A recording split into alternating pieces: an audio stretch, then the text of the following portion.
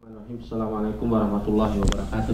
Waalaikumsalam warahmatullahi Alhamdulillah rabbil alamin. Wassalatu wassalamu ala asyrofil anbiya'i wal mursalin wa ala alihi wa sahbihi ajmain. Asyhadu an la ilaha illallah wa asyhadu anna Muhammadan abduhu wa rasuluh. Allahumma shalli ala Muhammad wa ala ali Muhammad. Marilah kita mulai buka acara pada malam hari ini dengan Al-Fatihah bersama-sama. A'udzu billahi minasyaitonir rajim. Bismillahirrahmanirrahim. Alhamdulillahirabbil alamin arrahmanir rahim maliki yaumiddin. Iyyaka na'budu wa iyyaka nasta'in. Ihdinas siratal mustaqim, siratal ladzina an'amta 'alaihim ghairil maghdubi 'alaihim waladdallin.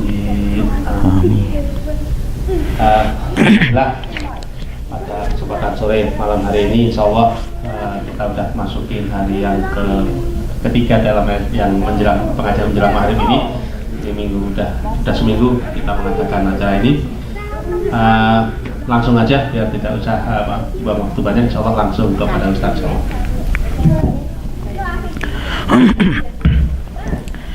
Bismillahirrahmanirrahim.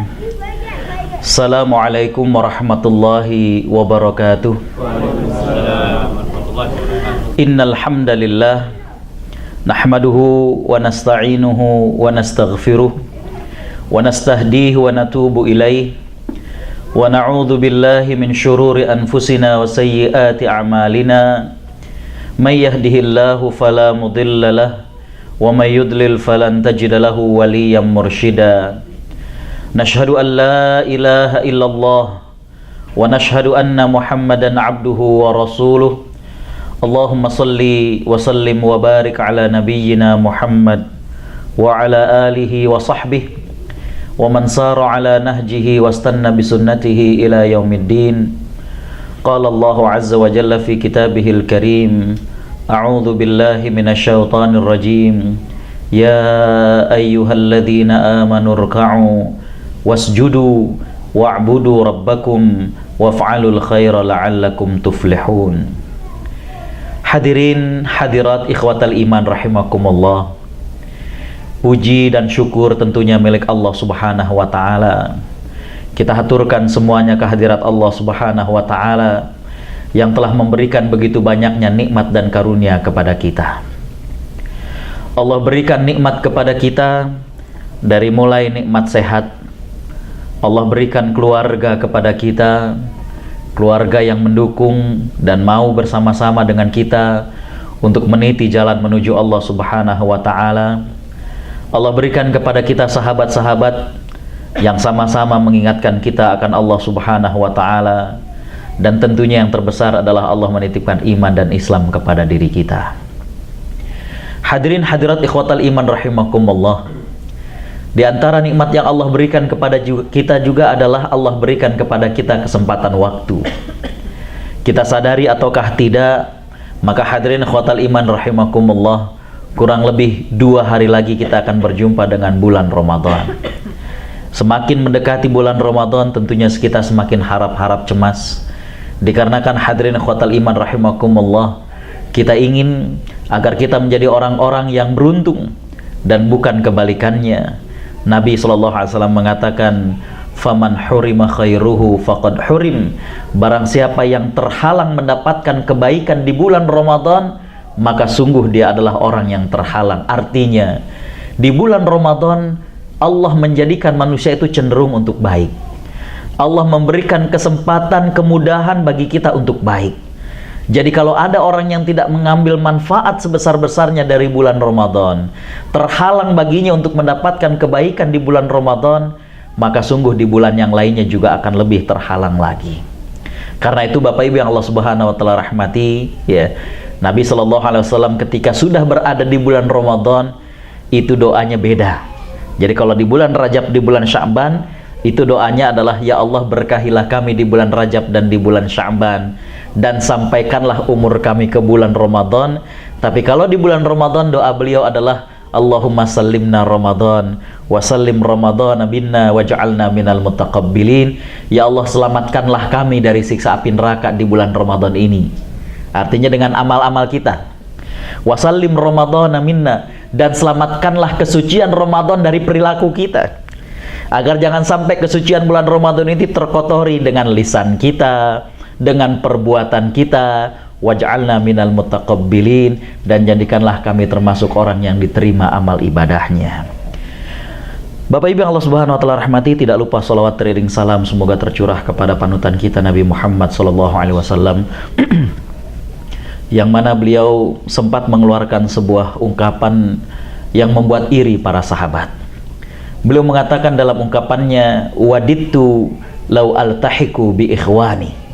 Sungguh aku rindu untuk berjumpa dengan ikhwanku. Nabi Shallallahu Alaihi Wasallam saat itu menggunakan istilah saudara. Ikhwan artinya adalah saudara.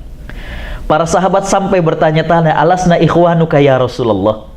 Bukankah kami ini adalah saudaramu? Ya. Jadi siapa yang kau rindui untuk berjumpa dengannya? Nabi Shallallahu Alaihi Wasallam saat itu menjawab, kata Nabi Shallallahu Alaihi Wasallam, bahwa mereka yang aku rindui itu adalah orang-orang yang aku sebutkan dengan saudara-saudaraku adalah alladzina amanu bi walam yarawni, yaitu orang-orang yang beriman kepadaku walaupun belum pernah berjumpa dengan diriku. Mudah-mudahan kitalah orang yang dirindui oleh baginda sallallahu alaihi wasallam, orang-orang yang beriman kepadanya walaupun belum pernah bertatap muka dengan beliau. Hadirin hadirat ikhwatal iman rahimakumullah. Kita sudah sempat menyinggung tentang saum, bagaimana kunci sukses untuk Ramadan, ya. Kita juga sudah berbicara tentang ujian ataupun materi tentang tazkiyatun nafs. Kita juga berbicara tentang bagaimanakah untuk dapat memaksimalkan mengambil manfaat dari Al-Qur'an, ya. Kemarin sempat menyinggung tentang bagaimanakah rambu-rambu dalam mendidik anak, ya. Bapak Ibu yang Allah Subhanahu wa taala rahmati, kita akan masuk ke bulan Ramadan tidak lengkap kalau tidak saya lengkapi dengan kajian tentang fikih zakat. Bapak Ibu yang Allah Subhanahu wa taala rahmati, ya, Allah Subhanahu wa taala memberikan syariat kepada umat ini. Di antara syariat yang Allah berikan kepada umat ini adalah zakat. Ya. Makanya saya sempat mengatakan, dan ini sempat saya khutbahkan, ya, pada saat di kantor PBB di Wina di Austria. Saya menyatakan bahwa umat ini memiliki 5 potensi untuk kembali menjadi peradaban alternatif. Ya. Yang pertama adalah janji Allah Subhanahu wa taala. Ini Allah Subhanahu wa taala sebutkan dalam surat An-Nur. A'udzu billahi minasyaitonir rajim. Wa'adallahu alladhina amanu minkum la yastakhlifannakum fil ard kama stakhlafal ladzina min qablikum. Allah menjanjikan kepada orang-orang yang beriman dan beramal soleh, la yastakhlifannakum fil ard. Allah akan jadikan kalian sebagai pemimpin di dunia ini. Kama stakhlafal ladzina min qablikum, sebagaimana telah memimpin generasi sebelum kalian. Dan janji Allah tidak akan pernah Allah salahi, ya. Janji Allah pasti Allah akan penuhi, ya. Potensi yang kedua yang dimiliki oleh umat ini adalah sejarah. Saya sempat sampaikan di sini, ya. Bagaimana Islam telah memberikan sejarah kegemilangannya, sejarah kontribusi terhadap umat dan juga kepada masyarakat dunia. Yang ketiga, Bapak Ibu yang Allah Subhanahu wa taala rahmati, potensi yang dimiliki umat ini adalah jumlah kaum muslimin yang sangat besar. Dan itu luar biasa, ya. Yang keempat, saya mengatakan Allah Subhanahu wa taala memberikan potensi yang keempat adalah potensi alam. Itu banyak Allah titipkan justru di negara-negara muslim, ya. Dan yang kelima, saya mengatakan potensi Islam untuk menjadi peradaban adalah syariat Islam itu sendiri, ya. Bapak Ibu Allah Subhanahu wa taala rahmati, di antara yang Allah syariatkan kepada kita adalah tentang zakat, ya. Pada kesempatan sore menjelang malam hari ini ada beberapa poin yang ingin saya sampaikan. Yang pertama adalah tentang karakter dari zakat. Mungkin sebagian ustadz sudah sempat menyentuh, saya akan mencoba menyentuh dari hal yang lain berkaitan dari fikih zakat ini, ya. Mengetahui karakter zakat ini sangat penting, gunanya adalah untuk pendayagunaan, ya. Jadi kalau kita berbicara tentang zakat, maka Bapak Ibu yang Allah Subhanahu wa taala rahmati, secara ringkasnya tugas ataupun peran seorang amil, sebuah lembaga amil itu adalah selain kolek zakat, dia juga ada distribut daripada zakat, ya. Mengetahui karakteristik dari zakat ini akan membantu kita untuk pendayagunaan. Bagaimana distribusinya? Ya. Bapak Ibu Allah Subhanahu wa taala rahmati, poin yang kedua adalah kita akan berbicara sedikit tentang zakat fitrah, jenis zakat yang lain. Dan yang ketiga, kalau Allah Subhanahu wa taala memberikan waktu yang cukup kepada kita, kita akan berbicara tentang di antara asnaf ataupun masorif az-zakat, sasaran zakat yang Allah Subhanahu wa taala sebutkan dalam surat At-Taubah ayat 60. Bapak Ibu Allah Subhanahu wa taala rahmati, berbicara tentang zakat, maka tidak lengkap kalau kita tidak mengetahui apa perbedaan dari tiga istilah yang sering kita sebutkan. Yang pertama adalah zakat, infak, dan sedekah. Ya. Sering kita hanya menyingkatnya dengan ZIS, zakat, infak, sedekah. Tapi kita biasanya agak kurang mengetahui apa sih beda antara itu semuanya. Atau mungkin kita tahu kalau zakat itu yang wajib, infak, sedekah itu yang tidak wajib. Baik, kita akan jelaskan. Bapak Ibu Allah Subhanahu wa taala rahmati, yang paling khusus dari ketiga terminologi ini adalah zakat. Karena zakat ini khusus diwajibkan buat orang-orang Islam. Itu zakat, ya.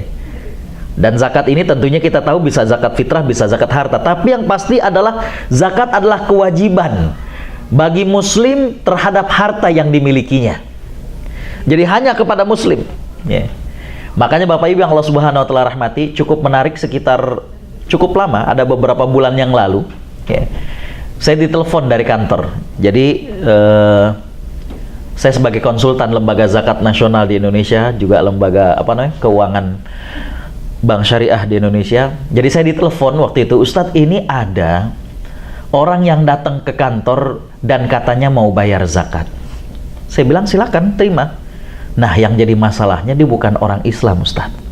Oh, ya. Yeah.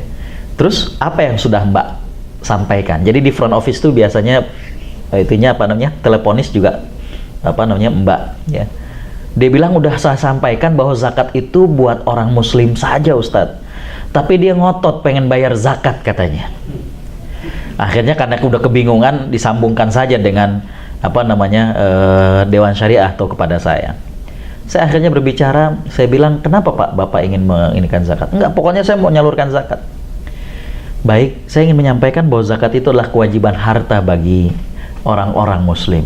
Enggak, saya juga pengen bayar zakat. Akhirnya saya tanya, memang Bapak kenapa kok pengen untuk bayar zakat? Apa jawaban beliau? Soalnya Ustadz, katanya, saya perhatikan kalau seseorang itu menitipkan sesuatu atas nama zakat, nyampenya itu pasti. Tapi kalau sumbangan, kebanyakannya nggak nyampe. Oh gitu. Jadi ternyata ini merupakan sebuah testimoni, ya. Beliau perhatikan, Bapak Ibu yang Allah Subhanahu wa taala rahmati, ya. Alhamdulillahnya adalah beliau perhatikan kalau sesuatu itu dikatakan zakat, orang ngejagainya itu betul-betul. Tapi kalau itu adalah sumbangan, ya, Jakarta panas, sering nguap. Ya, tapi tentunya tidak semuanya begitu. Bapak Ibu Allah Subhanahu wa taala rahmati, jadi kembali bahwa dari tiga istilah ini, zakat adalah kewajiban harta bagi orang muslim. Karena itu dia paling khusus. Yang kedua, Bapak Ibu Allah Subhanahu wa taala rahmati, adalah sedekah. Ya. Sedekah ini Bapak Ibu Allah Subhanahu wa taala rahmati, dia bisa materi, bisa non materi. Ya. Sedekah ini bisa materi, bisa non materi. Kalau zakat hanya harta, hanya materi. Tapi kalau sedekah, Bapak Ibu yang Allah Subhanahu wa taala rahmati, dia bisa materi atau harta, bisa non materi. Ya. Nabi SAW mengatakan kepada para sahabat, kullu sulama minan nas alaihi shadaqah. Setiap ruas jari dari manusia, ya, setiap ruas tulang, ya, itu kan cukup banyak ruas-ruas. Kalau istilah bahasa Indonesianya disebut juga dengan buku, ya. Jadi sendi-sendi itu, ya. Dari tulang manusia itu mesti disedekahkan. Para sahabat bertanya, ya Rasulullah, berapa yang harus kita sedekahkan? Ya. Coba kalau setiap ruas ataupun buku daripada tulang-tulang kita mesti disedekahkan, ya. Itu berapa banyak? Maka Nabi SAW mengatakan bahwa di antara sedekah dari apa yang Allah berikan kepada kita itu adalah antar ka'rok'atain. Kalian sholat 2 rakaat, dan itu adalah sholat duha. Ya.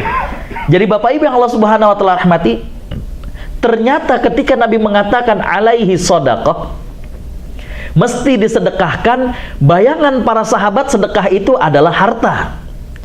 Ternyata Nabi mengatakan tidak mesti. Di antara sedekah dari apa yang Allah berikan kepada kita adalah dengan sholat 2 rakaat.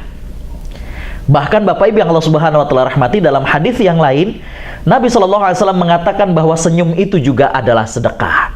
Tabassumuka fi wajhi akhika sedekah. Senyummu di hadapan wajah saudaramu adalah sedekah.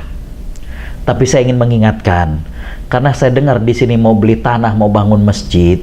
Ketika diajak sedekah untuk bangun masjid, jangan sedekahnya senyum. Itu salah memahami. Karena senyum pada saat kita diajak nanti beli tanah di dekat sini, itu nggak bisa beli batu bata dengan senyum. Ya. Jadi saya ingin mengatakan, jangan sampai kemudian salah mencerna. Nanti saya pulang, kita diajak fundraising untuk kemudian membangun masjid, kita senyum. Loh, kok sampean senyum doang? Kata Ustadz, senyum juga ada sedekah. Iya, sedekah yang kayak gitu nggak bisa beli batu bata. Ya, yang kita inginkan sedekah yang bisa bikin batu bata. Ya. Jadi Bapak Ibu Allah Subhanahu wa taala rahmati, sedekah itu bisa materi, bisa juga non materi. Lalu Bapak Ibu Allah Subhanahu wa taala rahmati, yang paling umum adalah kata-kata infak. Ya. Karena dalam Al-Qur'an infak itu artinya menafkahkan. Dan ini Allah Subhanahu wa taala sebutkan baik orang muslim maupun orang-orang non muslim, mereka juga yunfiqun. Ya. Allah Subhanahu wa taala menyebutkan dalam surat An-Nisa bahwa mereka-mereka yang menghalang-halangi dakwah, a'udzubillahi minasyaitonirrajim, fasayunfiqunaha, mereka juga menafkahkan hartanya. Tsumma takunu alaihim hasratan, tapi kemudian mereka akan menyesal. Tsumma yughlabun, kemudian mereka akan terkalahkan.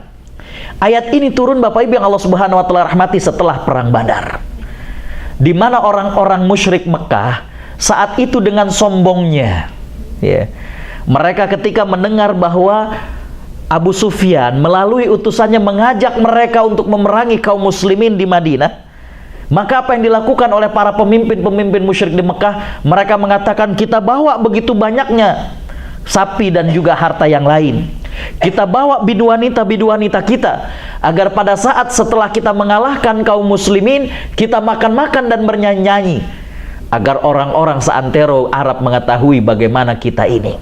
Yeah. Jadi Allah Subhanahu wa taala mengatakan fasayunfiqunaha, mereka juga menafkahkan kebatilan itu. Ya. Mereka bawa harta, ya. Jadi kalau yang disebut dengan harta rampasan, Ustadz, emangnya orang mau perang bawa emas? Bukan, itu termasuk harta tuh sapi segala macam gitu, itu harta. Ya. Allah mengatakan fasayunfiqunaha, mereka pasti menafkahkan, artinya membelanjakan hartanya. Tapi tsumma takunu alaihim hasratan, tapi kemudian mereka bersedih karena ternyata mereka terkalahkan. Tsumma yughlabun, mereka terkalahkan. Allah nggak cukup sampai di situ. Tsumma ilan nari yuhsyarun, kemudian nantinya di neraka mereka akan dikumpulkan. Ya. Jadi kata-kata infak, nafkah, ya, itu dalam Al-Quran dijadikan lebih umum, baik muslim maupun non-muslim. Ya. Bapak Ibu Allah Subhanahu wa taala rahmati, jadi yang pertama kita sudah tahu bedanya antara zakat, infak, dan sedekah.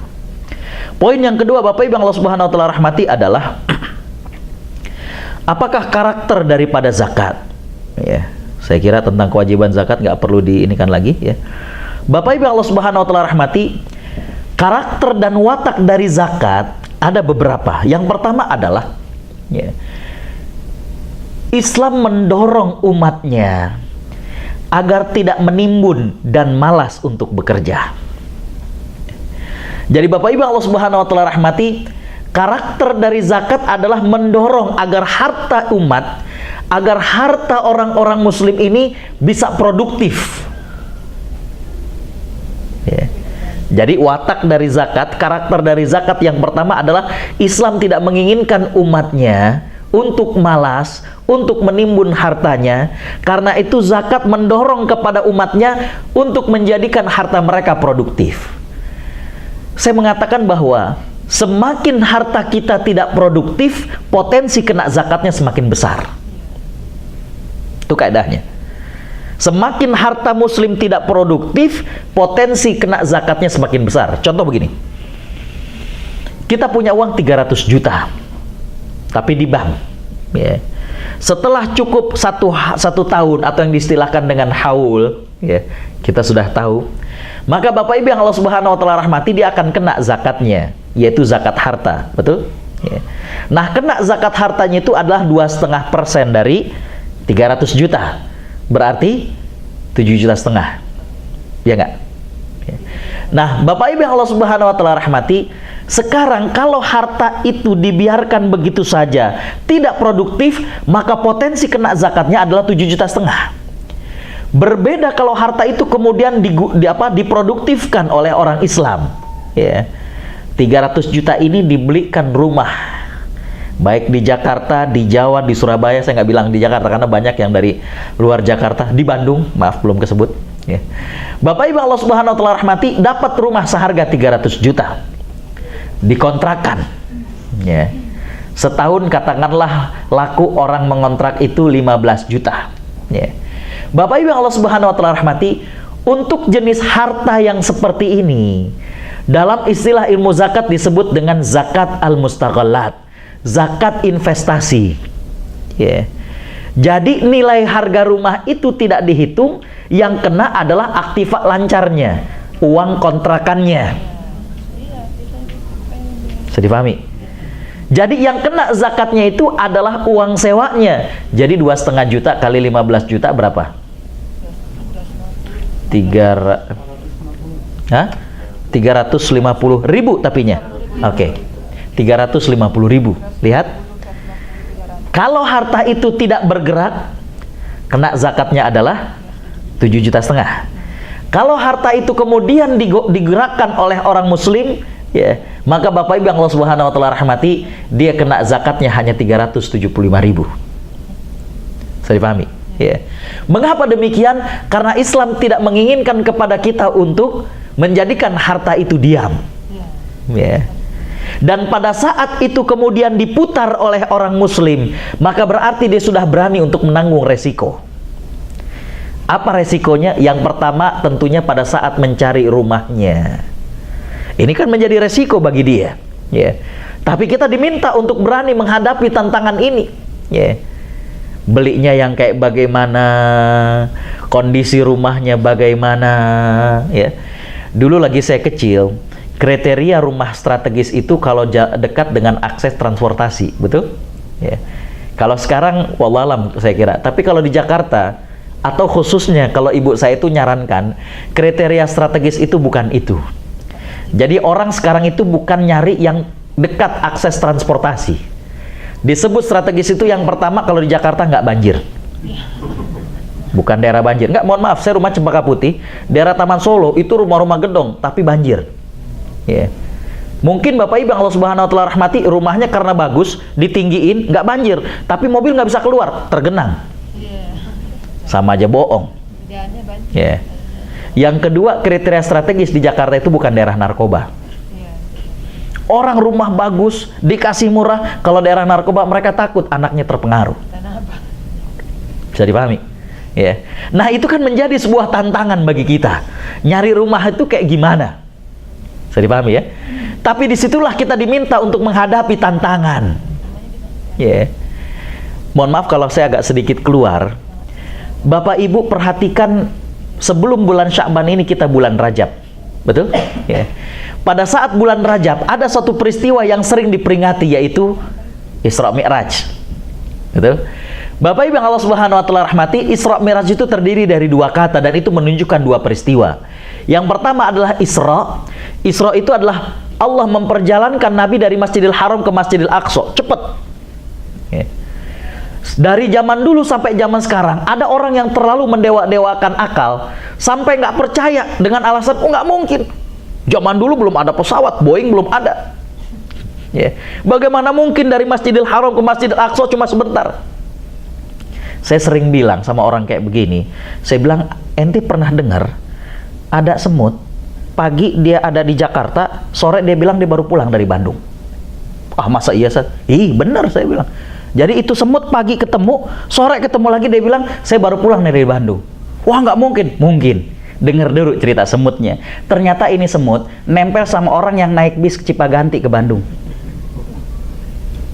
pulang dia balik lagi. Nabi itu bukan jalan sendirian, Allah memperjalankan. Kalau Allah memperjalankan, apa yang tidak mungkin? Bisa dipahami nggak? Orang kayak gitu kan mendewa-dewakan akal, ya. Mirip kayak semut cerita, dia ke Bandung, sore udah balik lagi. Menurut akal nggak mungkin.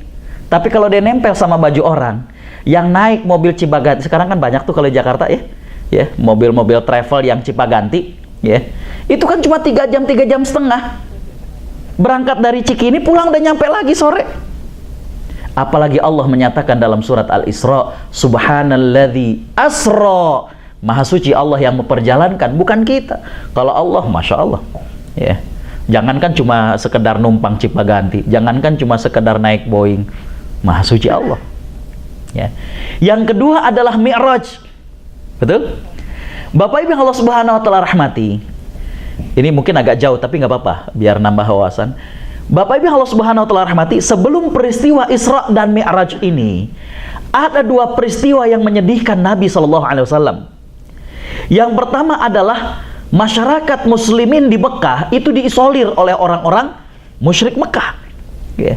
Jadi mereka membuat sebuah tulisan yang kemudian ditandatangani oleh ketua-ketua kabilah. Bapak Ibu yang Allah Subhanahu wa taala rahmati, di antara isinya adalah mereka tidak mengadakan perniagaan dengan kaum muslimin. Jadi nggak ada yang mau menjual barang-barang kepada kaum muslimin. Yang kedua, tidak ada ipar mengipar. Kalau zaman dulu istilahnya ipar mengipar. Kalau zaman sekarang besanan. Ya. Jadi tidak boleh ada kawin mengawin dengan kaum muslimin. Jadi Bapak Ibu Allah Subhanahu wa taala rahmati, Imam As-Suhaili, salah seorang periwayat hadis-hadis tentang sejarah, beliau mengatakan, kadang datang kafilah dari luar, jadi kafilah tukang dagang dari luar, menawarkan barang dagangannya, kaum muslimin sudah berbondong-bondong mereka datang, karena yang terikat dengan perjanjian kesepakatan itu kan yang ada di Mekah. Kalau kafilah dagang itu nggak terikat, mereka berbondong-bondong ingin beli, tapi bagaimana pongahnya Abu Lahab dengan Abu Jahal, mereka mengatakan kepada kafilah-kafilah itu, naikkan harga-harga dagangan kalian. Kaum muslimin jadinya nggak bisa beli, ya. Mereka kembali ke perkampungan mereka dalam keadaan yang sedih. Bahkan Imam Nukatsir meriwayatkan bahwa Bapak Ibu yang Allah Subhanahu wa taala rahmati, ya, kalau malam hari itu sering terdengar tangisan kanak-kanak, anak-anak kaum muslimin, tangisan kelaparan. Itu selama 3 tahun, ya. Bahkan konspirasi ataupun apa yang dilakukan oleh orang-orang musyrik Mekah itu, biar lebih paten lagi, bukan cuma sekedar ditandatangani oleh ketua kabilah, mereka tempel di pintu Ka'bah. Peristiwa yang memilukan yang pertama. Yang kedua, Bapak Ibu yang Allah Subhanahu wa taala rahmati, peristiwa yang memilukan yang kedua adalah wafatnya Khadijah, ya. Istri yang selama ini mendukung dakwah Nabi. Nabi sampai mengatakan, amanat bi hina kafaronin nas. Dia yang pertama beriman pada saat orang-orang lain gak percaya. Wa a'tatni hina mana'anin nas. Dia yang dulu mendermakan hartanya buat dakwah ketika orang lain gak mau. Meninggal Khadijah, ya. Khadijah ini lambang seorang wanita dewasa yang kata-katanya begitu menyejukkan hati sang suami. Ketika Nabi turun menerima wahyu yang pertama, itu kan berdebar karena betapa beratnya amanat dakwah. Dalam hadis riwayat Imam Bukhari dijelaskan, wa inna jabinahu la yatafassadu araqan. Dahi Nabi itu sampai berkucuran keringat, ya. Nabi sampai kemudian minta diselimuti oleh Khadijah ketika nyampe. Ketika ditanya Khadijah, ada apa ini? Disebutkanlah oleh Nabi bahwa beliau didatangi oleh sesosok makhluk, dan beliau tahu bahwa beliau dijadikan sebagai seorang Nabi. Beliau takut jangan-jangan ini adalah sebuah hal yang tidak sanggup beliau lakukan. Apa jawaban Khadijah? Kalla wallahi, demi Allah tidak, engkau sanggup, ya. Jadi kalau para ulama hadis mengatakan ucapan Khadijah itu bagaikan hujan yang menghapus panas 1 tahun. Nyes, adem, ya. Bapak Ibu Allah Subhanahu wa taala rahmati, Khadijah meninggal.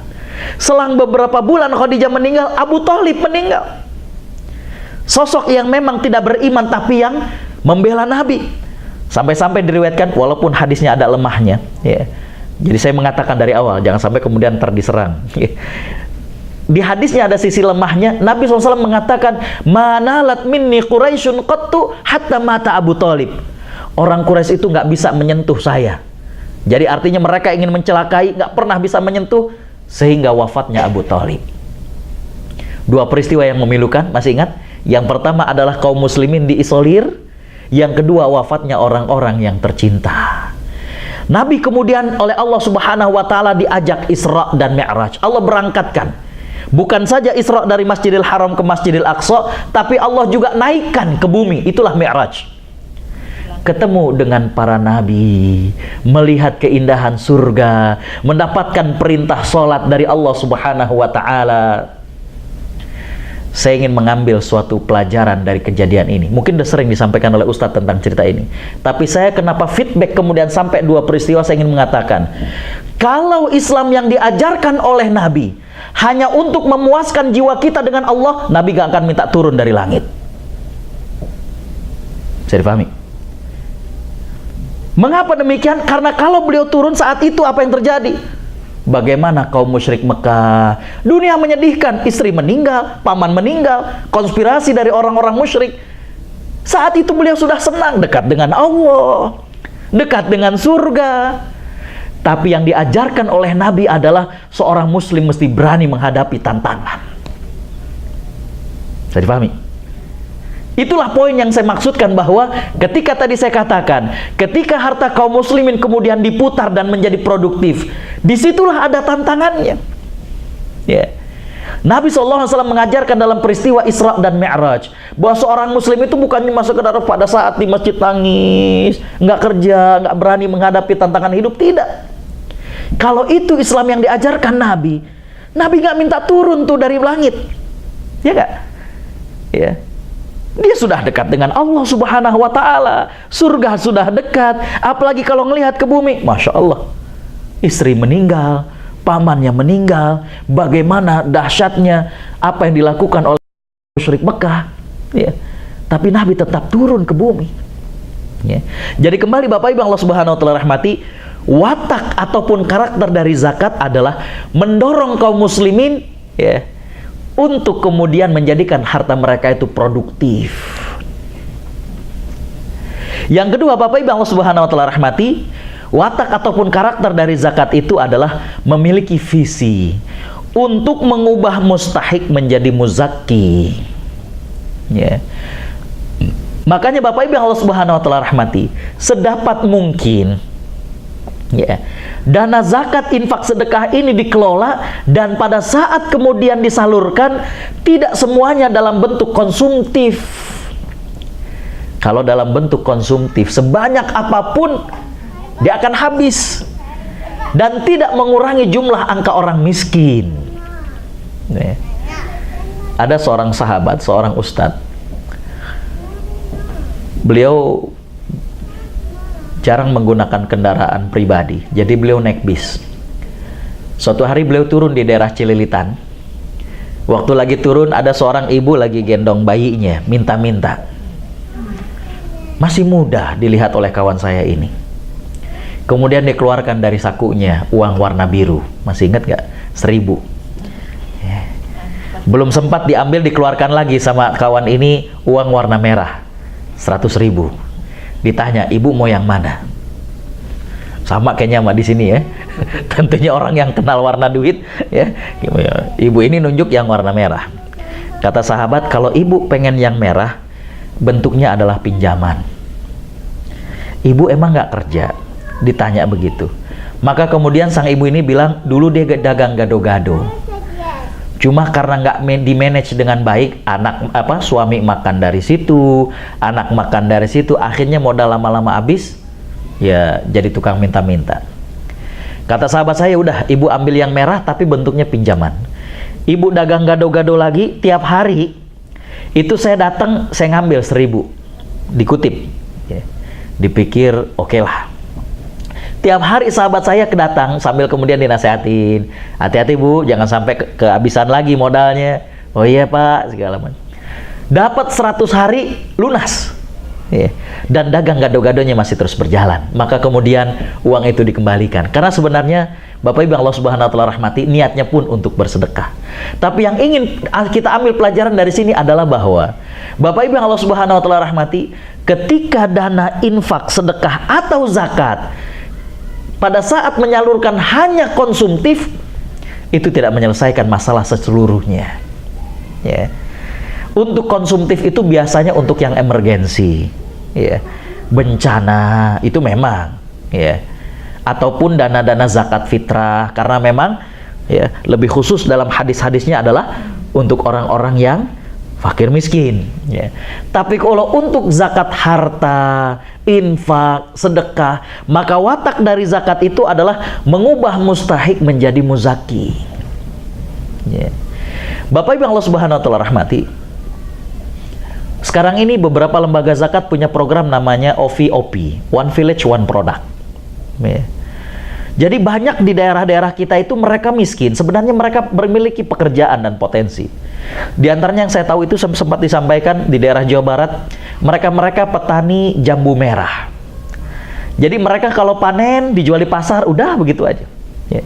Maka Bapak Ibu Allah Subhanahu wa taala rahmati, disalurkan kepada mereka dana zakat agak lebih banyak dan kemudian mereka dibelikan alat. Ya. Bapak Ibu Allah Subhanahu wa taala rahmati, dengan alat itu jambu-jambu yang mereka hasilkan itu dibikin jus. Dan sekarang beberapa produknya masuk ke Indomaret dan Alfamart. Ya. Jadi mereka bisa lebih berdaya. Ya. Mohon maaf kalau ada yang dari Cianjur. Ada yang dari Cianjur? Ya. Bapak Ibu Allah Subhanahu wa taala rahmati, kalau ada yang dari daerah Cianjur, itu ada daerah namanya Ciranjang, agak ke dalam. Ya. Itu mohon maaf, sekali lagi mohon maaf, itu orangnya pakai kerudung, pakai peci, petani, tapi ntar kalau hari Minggu ke gereja. Ya.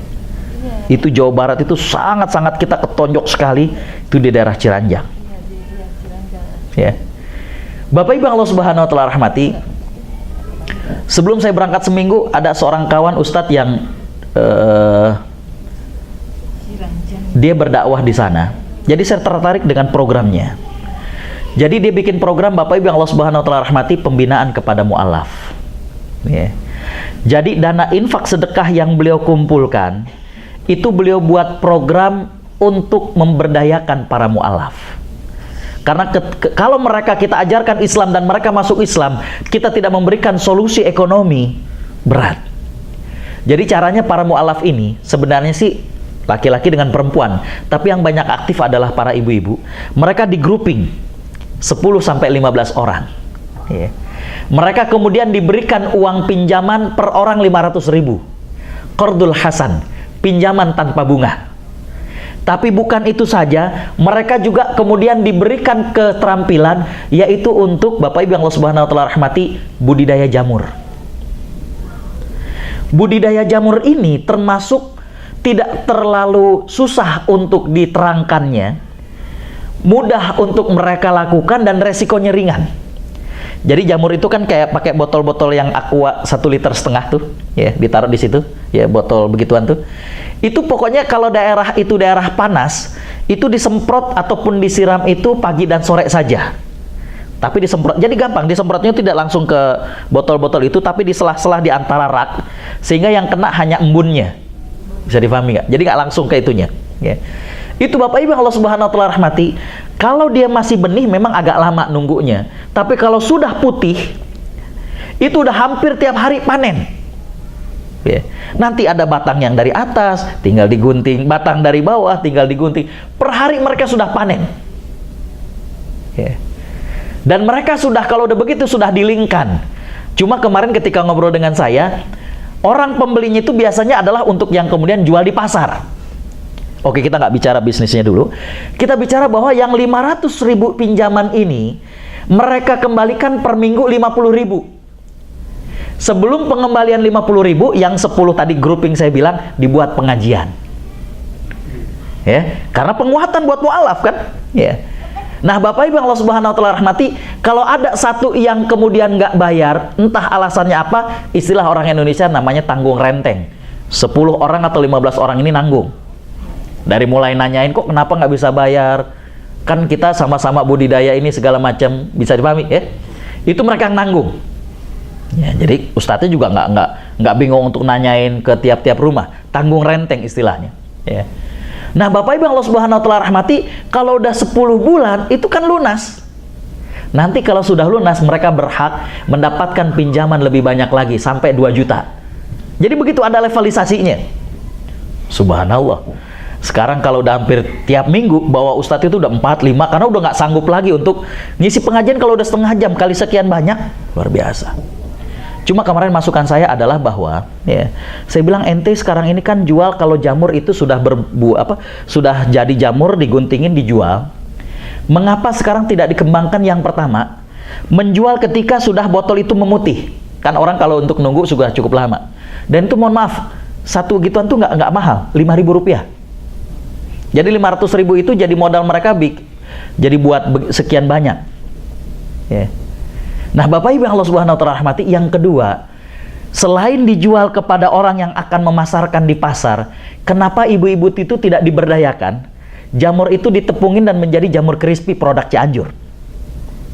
Ya enggak? Intinya, zakat bervisi untuk kemudian merubah mustahik menjadi muzaki. Kita baru cerita jamur sama jambu merah. Ya. Kalau cerita yang lain banyak, ada juga geribik. Di sebagian tempat itu kan banyak. Masyarakat kita itu sebenarnya berusaha. Mereka bikin geribik, tahu yang dari anyaman? Ya. Jadi intinya adalah zakat boleh. Ya. Bahkan yang terbaik adalah menjadikan mereka itu menjadi muzaki nantinya. Bisa dipahami? Ya. Dan itu sudah bukan hanya sekedar ngomong, bukan hanya sekedar teori. Sudah banyak yang dilakukan. Ya. Cuma kadang nggak kebayang. Ya. 500.000, $50. Sudah cukup untuk menguatkan keimanan, membuka jalan bagi mereka untuk memiliki pendapatan uang. Ya. Tapi kalau konsumtif, mohon maaf, 500.000 itu sebentaran. Ya. Ya. Bisa dipahami? Oke? Jadi watak zakat yang kedua adalah mengubah mustahik menjadi muzaki. Watak zakat yang ketiga, Bapak Ibu yang Allah Subhanahu wa taala rahmati, zakat itu kalau dikelola dengan baik, dia akan sangat memberdayakan ekonomi umat. Jadi zakat, infak, sedekah kalau dikelola dengan profesional, dengan baik, maka dia akan memberdayakan ekonomi umat. 2 anak kami lahir di Kairo. Ya. Itu subhanallah. Pada saat istri mau melahirkan itu ke rumah sakit, bukan rumah sakit di bawah naungan Al-Azhar, bukan. Bukan juga rumah sakit negeri, tapi rumah sakit swasta. Ya, jadi karena kita mendengar ada dokternya yang bagus, ngetop, kita ke sana. Bapak Ibu Allah Subhanahu wa taala rahmati, Masya Allah. Masuk, kita datang, ngucapin assalamualaikum, pulang kita bawa istri, bawa anak, cuma jazakallah khairan, nggak bayar sedikit pun. Jadi waktu lagi daftar mau melahirkan, dia lihat muka kita kan jauh dari wajah orang Arab. Ya, ditanya, kamu di sini sebagai apa? Saya bilang pelajar. Ada nggak buktinya pelajar? Saya keluarkan kartu pelajar. Pas saat dia lihat, Bapak Ibu yang Allah Subhanahu wa taala rahmati, langsung dari formulir yang kita ditulis dikeluarkan dari dana zakat rumah sakit. Jadi Bapak Ibu yang Allah Subhanahu wa taala rahmati, dalam istilah ilmu zakat bahwa itu yang disebut kalau perusahaan, baik perusahaan itu bergerak dalam bidang kesehatan, misalkan kayak rumah sakit tadi, atau perusahaan yang lain, itu kan kepemilikannya itu berdasarkan saham. Dalam ilmu zakat disebut dengan syakhsun i'tibari. Perusahaan itu dianggap pribadi, nanti kena zakat 2,5%-nya berapa, dibagi dong dari jumlah yang porsi memiliki sahamnya. Bisa dipahami nggak? Kalau kita bikin perusahaan 4 orang, sahamnya sama-sama, share sahamnya itu sama-sama 25%, 25%, oke? Nah, Bapak Ibu yang Allah Subhanahu wa taala rahmati, kan itu harta. Ketika melebihi daripada, Bapak Ibu yang Allah Subhanahu wa taala rahmati, nisab yang dimiliki dan sudah lewat 1 tahun kan kena zakat. Katakanlah 2,5%-nya 10 juta dimiliki oleh 4 orang yang sahamnya itu sama. Berarti tinggal 2,5 juta, 2,5 juta. Bisa dipahami ya? Jadi, Bapak Ibu Allah Subhanahu wa taala rahmati, perusahaan itu dianggap sebagai pribadi, dianggap sebagai person. Tinggal berapa sahamnya. Kalau memang mereka sahamnya rata, ya tinggal dibagi kewajibannya, tinggal dikurangi dari keuntungan mereka. Ya.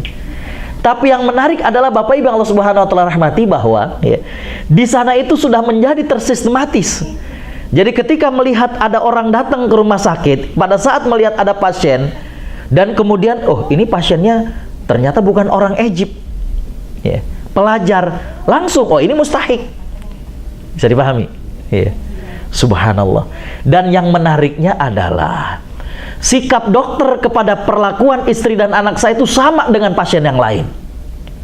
Mohon maaf, di kita kalau namanya gratis itu kesannya, ini mohon maaf sekali lagi, kesannya itu kan agak kurang, ya. Itu mirip dengan cerita ada orang datang ke suatu kota mau naik beca, ditanya berapa mang, 10.000. Oh 10.000 mahal tuh, kelihatan, ya. Apa jawaban si mamang ini? Kalau masalah kelihatan, bulan juga kelihatan katanya, tapi jauh. Akhirnya mau tuh, nggak 10.000, 7.000. Wah, dibawanya ngebut, mang pelan-pelan, hati-hati. 7.000 mau selamat katanya. Kan ada anekdot begitu, ya. Akhirnya saya nanya sama dokter, saya bilang, dokter tahu nggak bahwa istri ini nggak bayar? Tahu. Mohon maaf, tapi kok dokter perlakuannya ke istri saya dengan pasien lain itu sama? Apa jawaban dokter itu? Dokter tuh bilang, pasien-pasien yang mendapatkan dana dari zakat, dokter itu juga tetap dibayar. Yeah. Cuma, nah ini ada yang menariknya, makanya saya bilang dia menjadi sebuah sistem yang sangat bagus, ya. Kata dokter tersebut, biasanya dari pasien biasa, artinya pasien yang bayar, itu tiap satu pasien katakanlah dokter dapat $10, katakan, ya. Nah, kata dokter tersebut, dari pasien yang mendapatkan dari dana zakat, dokter diajak untuk bersedekah. Jadi mestinya $10, dokter cuma menerima $8. Bisa dipahami? Jadi dia juga tetap dibayar, tapi dia juga berkesempatan untuk bersedekah. Subhanallah. Ya. Nah, kembali bahwa tapi itu kan sudah dikelola secara profesional dan mereka sudah istilahnya sudah mendarah daging, menjiwai, dan luar biasa. Makanya saya bilang, datang cuma assalamualaikum, pulang cuma wah jazakallah khairan. Kalau di kita nggak bisa begitu, ya. Waktu lagi kita ditagih rekeningnya kita bilang jazakallah khairan, kita bisa pulang, istri sama anak ditahan. Nggak bisa terima kasih doang kan, ya. Terima kasih nggak menyelesaikan masalah. Ya. Jadi Bapak Ibu Allah Subhanahu wa Ta'ala rahmati, watak dari zakat yang ketiga tadi, ya, dia dikelola secara profesional, dan kalau memang dikelola seperti ini, Bapak Ibu Allah Subhanahu wa Ta'ala rahmati, akan memberdayakan, ya. Bapak Ibu Allah Subhanahu wa Ta'ala rahmati, ya. Saya tertarik dengan cuplikan tentang masyarakat sahabat, ya. Suatu hari sahabat-sahabat yang miskin ini datang kepada Nabi dan mengadu, ya. Jadi masyarakat Islam, masyarakat sahabat itu ada yang kaya, ada juga yang miskin, ya. Masyarakat sahabat yang miskin ini ngadu kepada Nabi dan mereka mengatakan, ya Rasulullah, zahaba ahlud duthur bil ujuri kulliha. Ya Rasulullah, orang-orang kaya itu mengambil semua pahala. Kata Nabi, apa yang kau maksudkan?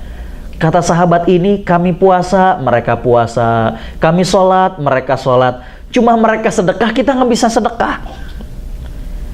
Maka sahabat ini mengatakan, ajarkan kepada kami amal yang bisa menyamai mereka. Apa kata Nabi SAW? Ya. Kata Nabi SAW, lakukan setelah kalian sholat, subhanallah 33 kali dibaca, alhamdulillah 33 kali dibaca, Allahu Akbar 33 kali dibaca, genapkan yang ke-100 dengan la ilaha illallah. Ya. Senang para sahabat yang miskin ini, ya. Tapi selang beberapa saat kemudian datang lagi kepada Nabi dan mengatakan, ya Rasulullah, ternyata orang kaya di antara kami ngedenger apa yang kau sampaikan dan mereka ngamalkan juga. Ajarkan lagi amal yang lain. Apa kata Nabi? Dzalika fadlullahi yu'tihi may yasha. Itu adalah kelebihan yang Allah berikan kepada sebagian hambanya. Cuplikan riwayat hadis tersebut menunjukkan bahwa suatu hal yang sangat-sangat terharu bagi kita. Masyarakat miskin di antara sahabat iri kepada sahabat yang kaya bukan hartanya, ya kan? Mereka iri kepada sahabat yang kaya itu karena amalnya. Jadi dengan zakat, Bapak Ibu yang Allah Subhanahu wa Ta'ala rahmati, zakat, infak, sedekah itu justru menyehatkan bagaimana keadaan masyarakat, ya. Kalau sekarang kan orang irinya itu dengan harta, ya. Dihitungin, oh dia ganti mobil baru, dia ganti rumah baru. Sebenarnya bukan itu yang kita irikan, ya. Oh ternyata dengan mobil barunya dia bisa menjadi beramal lebih banyak, dengan rumah barunya semakin besar bisa mengadakan pengajian lebih banyak. Jadi iri dengan amalnya, bukan dengan hartanya. Ya. Jadi kembali Bapak Ibu Allah Subhanahu wa taala rahmati, karakter ataupun watak zakat yang ketiga adalah ketika dikelola secara baik, zakat itu bisa memberdayakan. Yang keempat, yang terakhir nih karena waktu ya. Bapak Ibu Allah Subhanahu wa taala rahmati, watak ataupun karakter zakat itu adalah menjadikan muzakki dan mustahik menjadi orang yang lebih baik. Ya. Mohon maaf, zakat dengan pajak itu beda rasanya. Ya. Bapak Ibu Allah Subhanahu wa taala rahmati, ketika seseorang itu mengeluarkan zakat infak sedekahnya, maka ada kepuasan batin yang dirasakan oleh orang yang melakukannya. Ya. Makanya belum lama saya mengatakan, kalau ibu-ibu masih ingat, bapak-bapak masih ingat, ya, saya mengatakan sebuah kalimat, sebuah pemberian, masih ingat? Sebelum bermanfaat bagi orang yang menerima, dia akan bermanfaat bagi orang yang memberi. Apa itu? Allah titipkan manisnya iman kepada dirinya. Pada saat kita berbagi, pada saat kita bersedekah, orang yang kita beri itu terkadang belum dimakan makanan kita, belum dipakai apa yang kita beri, tapi Allah sudah menitipkan rasa manis dalam hati kita. Ya. Makanya yang namanya zakat, infak, sedekah itu menjadikan seorang muzaki, seorang mustahik menjadi lebih soleh, lebih bersyukur. Ya. Nabi SAW mengatakan, mana qasad sodakotun min mal, sedekah itu tidak menyedikitkan harta. Utsman bin Affan yang banyak bersedekahnya, apakah kemudian menjadi orang yang miskin? Tidak. Yeah. Bapak Ibu yang Allah Subhanahu wa taala rahmati, ketika Nabi SAW hijrah ke Madinah, di kota Madinah, segitu satu kota itu ternyata cuma ada satu sumur. Yeah. Jadi orang kalau butuh air itu beli dari sumur yang punya sumur itu. Dan ternyata yang punya sumur itu orang Yahudi. Ya. Maka suatu hari Nabi SAW mengatakan, barang siapa yang mampu membeli sumur itu, fa'alaihil jannah, baginya adalah surga. Ya, nanti kalau saya nggak sempat hadir, kita pengen fundraising begitu. Fa'alaihil jannah. Itu masjid buat kita bangun rumah kita yang terbaik di surga. Bapak Ibu Allah Subhanahu wa taala rahmati, para sahabat terdiam. Bukan mereka nggak mau surganya. Apa yang mereka pikirkan? Berapa harganya? Satu-satunya sumur di kota Madinah, ya. Tapi ternyata di antara para sahabat ada tangan yang diangkat, dan itu adalah Utsman bin Affan. Kata Utsman bin Affan, "Ana ya Rasulullah, aku yang akan membelinya." Kata Nabi SAW kepada Utsman, "Wahai Utsman, kamu akan berinteraksi dengan orang Yahudi. Fa'alaika bisyasah, gunakan strategi." Maka Nabi SAW kemudian memerintahkan Abu Bakar dengan Umar untuk mendampingi Utsman bertemu dengan orang Yahudi itu. Didatangi orang Yahudi tadi, disampaikan, Yahudi, saya mau beli sumur yang kau punya di kota Madinah ini. Apa jawaban orang Yahudi itu kira-kira? Diketawain. Apa engkau gila wahai Utsman? Ini sumber uang, masa kau beli? Ya. Utsman teringat dengan pesan Nabi. Apa kata Nabi? Gunakan strategi. Kata Utsman, aku bukan mau membeli semuanya. Yang aku ingin beli setengahnya. Coba kamu pikirkan, kamu punya uang cash dan setengah masih milikmu. Dipikir sama Yahudi, benar juga, ya. Dia punya uang cash, setengah kan masih punya dia. Maka kemudian dijual separuh dari hak dari sumur itu. Kata Utsman, ini hari udah menjelang asar. Kamu lanjutkan jual airnya. Besok juga biarkan giliranmu menjual air. Biarkan aku ini lusa. Bapak Ibu Allah Subhanahu wa taala rahmati, jadi mereka punya kesepakatan selang-seling jual airnya.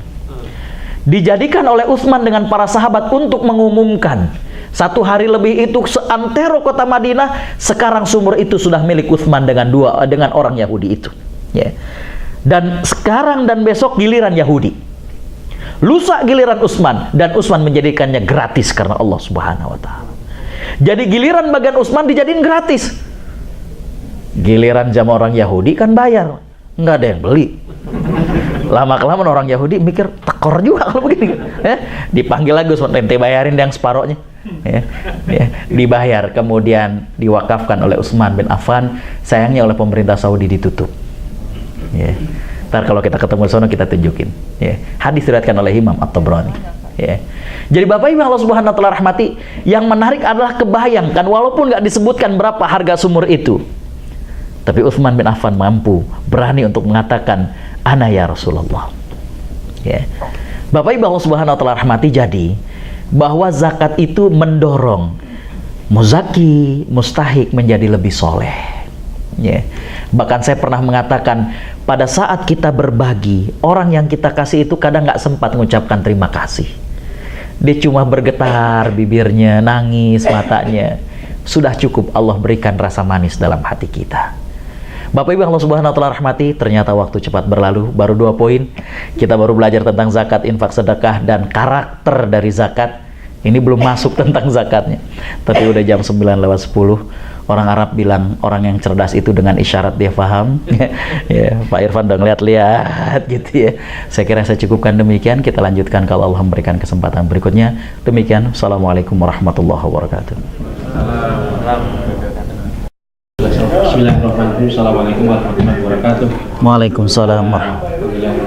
Insyaallah kita lanjutkan lagi acara kita pada sore hari ini dengan sesi tanya jawab, mungkin 15 menit, 20 menit. Silakan, kalau dari ibu atau bapak-bapak ada pertanyaan silakan. Oke, silakan Mas. Assalamualaikum warahmatullahi wabarakatuh. Waalaikumsalam warahmatullahi wabarakatuh. Banyak Pak Ustadz, ini sangat menarik masalah zakat ini. Saya itu kan biasanya kalau ke kampung itu ya, kalau mau nyerahin zakat itu kan biasanya saya nggak tahu memang seperti itu yang afdolnya atau gimana. Jadi setiap menyerahkan zakat itu yang amilnya itu suka harus salaman sambil bacain doa katanya gitu Pak. Terus bagaimana kan mendengar uraian Bapak tadi mengenai pemberdayaan itu, bagaimana kalau zakat itu tidak melalui pengurus itu, kita langsung menyerahkan ke yang tadi itu, misalnya pesantren atau bangunan masjid apa gitu Pak. Yang mana sebetulnya lebih afdol gitu, lebih ngena gitu ya Pak. Ya. Ya, makasih. Ya, mohon penjelasannya. Ya, baik. Dari ibu yang lainnya. Assalamualaikum warahmatullahi wabarakatuh. Ada lagi dari ibu? Silakan Mas Patria. Oh. Depan. Bapak-bapak dulu aja. Gantian. Oh ya, baik. Assalamualaikum warahmatullahi wabarakatuh. Assalamualaikum warahmatullahi wabarakatuh. Terima kasih. Saya coba dulu tanyain masalah zakat tadi. Tadi kenalan ada zakat harta, zakat ya harta, zakat penghasilan, atau sekarang dikenal dengan zakat profesi. Nah, itu sama nggak atau bisa dibedakan? Karena sebenarnya yang kita pahami semua zakat yang seperti itu 2,5%. Nah, kalau zakat harta milik kan setelah 1 tahun, tapi kalau zakat profesi kan penghasilan yang kita peroleh setiap bulan. Kira-kira gimana? Bisa dijelaskan lebih rinci lagi? Terima kasih. Assalamualaikum warahmatullahi wabarakatuh. Ibu, ada tambahan lagi? Enggak ada. Oke, ada lagi bapak-bapak? Oh, bawa ke sana katanya. Bawa ke sana itu. Oh, malu-malu ya. Oh, Mas Wis. Oke. Assalamualaikum warahmatullahi wabarakatuh. Assalamualaikum warahmatullahi wabarakatuh. Mohon maaf mungkin kalau sudah dijelaskan, karena saya tadi terlambat. Yang saya ingin tanyakan, apakah zakat itu bisa disalurkan kepada saudara kita yang terdekat? Jadi misalnya kita sudah yakin bahwa ada saudara-saudara kita yang membutuhkan, itu apakah lebih utama atau yang melalui kayak basis gitu? Ya, baik. Assalamualaikum warahmatullahi wabarakatuh. Assalamualaikum. Silakan Ibu.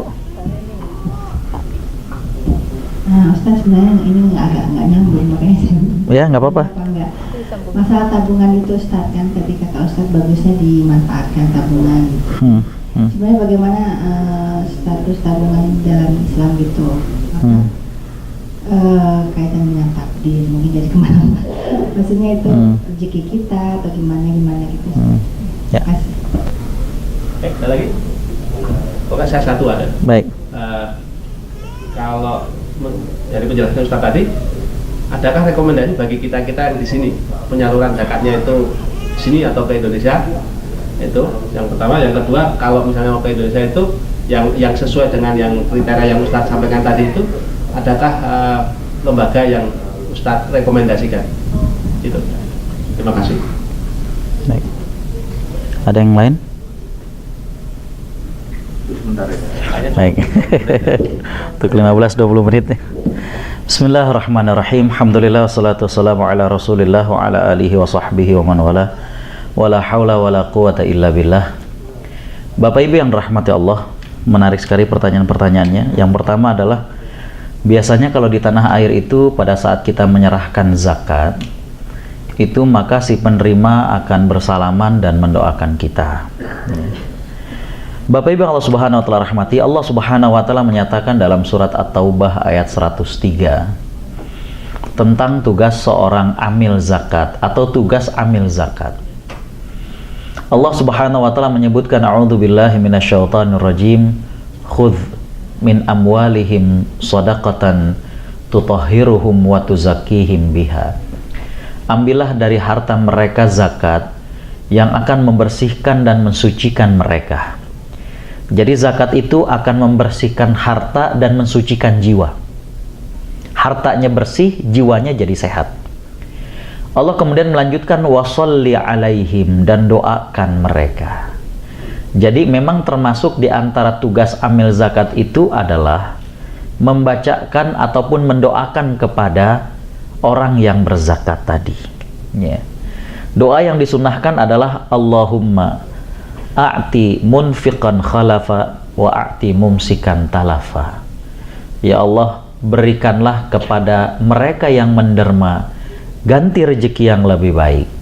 Atau bisa juga dengan doa yang lain, ajarakallahu fima a'tait, semoga Allah memberikan pahala dari apa yang kau berikan, wa barakalaka fima abqait, dan semoga Allah memberikan keberkahan dari harta yang masih kau miliki. Jadi harta yang diserahkan semoga jadi pahala, harta yang belum diserahkan semoga menjadi berkah. Ya. Jadi itu adalah hal yang dibolehkan, bahkan itu adalah dianjurkan kepada para orang-orang amil zakat. Ya. Bahkan dalam Bapak Ibu yang Allah Subhanahu wa taala rahmati, dalam konsep penyaluran zakat yang lebih modern, zakat dengan model transfer, ya, atau zakat dengan melalui ATM, itu juga dibuatkan aplikasi agar pada saat selesai transaksi zakat sedekah itu, agar kemudian ada doa. Jadi walaupun nggak salaman langsung, karena kalau dari mesin ATM ada tangan begini kita kaget, justru kita kabur kalau begitu. Ya, jadi di ayat itu alhamdulillahnya doakan, bukan salamannya. Ya, ya alhamdulillah. Makanya dengan ATM itu sangat-sangat dibolehkan. Kan sekarang zaman udah canggih, tidak mesti berhadapan-hadapan. Ya, maka sekarang itu sudah dibuatkan bahwa setelah dan selesai transfer, maka kemudian pasti akan muncul ajarakallahu fima a'tait wa barakalaka fima abqait. Ya. Kemudian itu apakah itu bagian dari kalau kita zakat itu ada ijab qabulnya? Bapak Ibu Allah Subhanahu wa taala rahmati, berkaitan dengan ijab qabul itu sebenarnya tidak menjadi syarat, ya, doanya yang mestinya, ya. Tapi di situ adalah untuk kesungguhan, ya. Jadi terasa akan lebih sakral ketika terjadinya ijab dan qabul. Jadi kita terima, ya, kemudian kita dibacakan doa tersebut, ya. Intinya kalau di ayat itu adalah didoakan, ya. Karena Bapak Ibu Allah Subhanahu wa taala rahmati, ijab qabul itu bisa semakin dimodernkan. Kalau pada saat transaksi ATM itu ijab qabul tidak mesti kemudian salaman. Ijab qabul itu are you sure? Untuk transfer itu sudah ijab qabul. Ketika kita klik yes, itu udah ijab qabul. Ya kan? Gitu. Yang kedua, zakat itu langsung kepada penerima atau kepada lembaga. Bapak Ibu Allah Subhanahu wa taala rahmati, dua-duanya memiliki keistimewaan. Ya. Zakat pada saat kita berikan kepada penerima yang kita tahu dia betul-betul membutuhkan, tentunya Bapak Ibu yang Allah Subhanahu wa taala rahmati, di sini kita bisa merasakan manfaat yang segera bagi dia. Ya kan? Kita tahu ada tetangga yang betul-betul membutuhkan. Keistimewaan yang kedua adalah adanya bagaimana kepuasan batin ketika melihat bahwa orang yang kita beri itu betul-betul adalah orang yang tepat sasaran. Ya. Tapi keistimewaan ketika zakat itu disalurkan melalui lembaga, itu adalah banyak bisa melakukan hal-hal besar. Ya. Bisa bikin rumah sakit gratis, bisa menjadi beasiswa, bisa kemudian menjadi sebagai modal bagi mereka-mereka yang UKMK, usaha kecil menengah, ya. Jadi Bapak Ibu yang Allah Subhanahu wa taala rahmati, itu diantara keistimewaan ketika zakat itu disalurkan melalui lembaga yang dikelola secara lebih profesional. Ya. Jadi masing-masing memiliki keistimewaan. Saya tidak bisa mengatakan ini dan itu, walaupun mungkin kalau ditanya ustadz yang lain, mereka akan mengatakan di zaman Nabi itu nggak ada yang menyalurkan langsung. Betul. Tapi zaman dulu juga memang belum semuanya terlembagakan. Jadi saya tidak mengatakan bahwa orang yang menyalurkan langsung itu karena tidak ada di zaman Nabi dan terlarang, tidak bisa. Ya, karena begitu banyak Bapak Ibu yang Allah Subhanahu wa taala rahmati, sedekah-sedekah dan itu dilakukan secara langsung, diberikan. Baik di zaman Nabi ataupun di kalangan para sahabat. Ya. Jadi dengan demikian saya hanya ingin mengatakan bahwa masing-masing itu memiliki keistimewaan. Ya. Cuma tadi saya katakan kalau kepada penerima langsung itu tadi keistimewaannya. Ya. Kita akan terpuaskan batin kita karena ternyata yang kita kasih itu betul-betul orang yang nerima. Tapi tidak kalah pentingnya ketika zakat, infak, sedekah itu disalurkan kepada lembaga sehingga bisa melakukan hal-hal besar. Ya. Ini kita belum berbicara tentang asnaf dari zakat, walaupun waktu itu sempat ditanya oleh sebagian ibu-ibu dan saya mengatakan bahwa di antara dana zakat itu boleh untuk membiayai lawyer. Masih ingat? Ya, ketika pertemuan saya mengatakan orang-orang Indonesia yang ditahan di Australia karena mereka dituduh untuk kemudian human trafficking, padahal mereka nggak sadar sama sekali. Mereka hanya diminta untuk mengantarkan orang-orang asing ke koordinat tertentu, dibawa naik perahu, tahu-tahu ditangkap sama pemerintah Australia. Mereka perlu bayar lawyer. Bapak Ibu tahu sendiri bagaimana biaya lawyer di sini kan per jam. Ya. Jadi kembali Bapak Ibu Allah Subhanahu wa taala rahmati, kalau kita berbicara seperti itu, maka yang bisa kemudian mendanai hal-hal yang strategis dan besar itu kalau zakat disalurkan melalui lembaga. Ya, bisa dipahami. Jadi masing-masing punya keistimewaan. Saya nggak bisa kemudian menginikan. Lalu Bapak Ibu yang Allah Subhanahu wa taala rahmati, yang berikutnya saya sambung dengan pertanyaan yang berikutnya. Ya.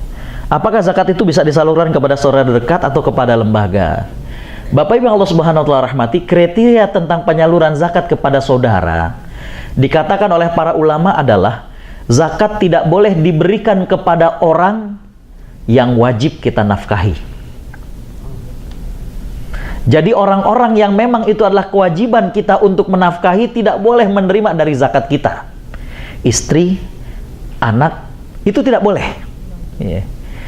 Kalau orang tua, para ulama, Bapak Ibu Allah Subhanahu wa taala rahmati, memandang memang orang tua itu bukan kewajiban kita menafkahi, tapi orang tua itu bagaikan memiliki diri kita.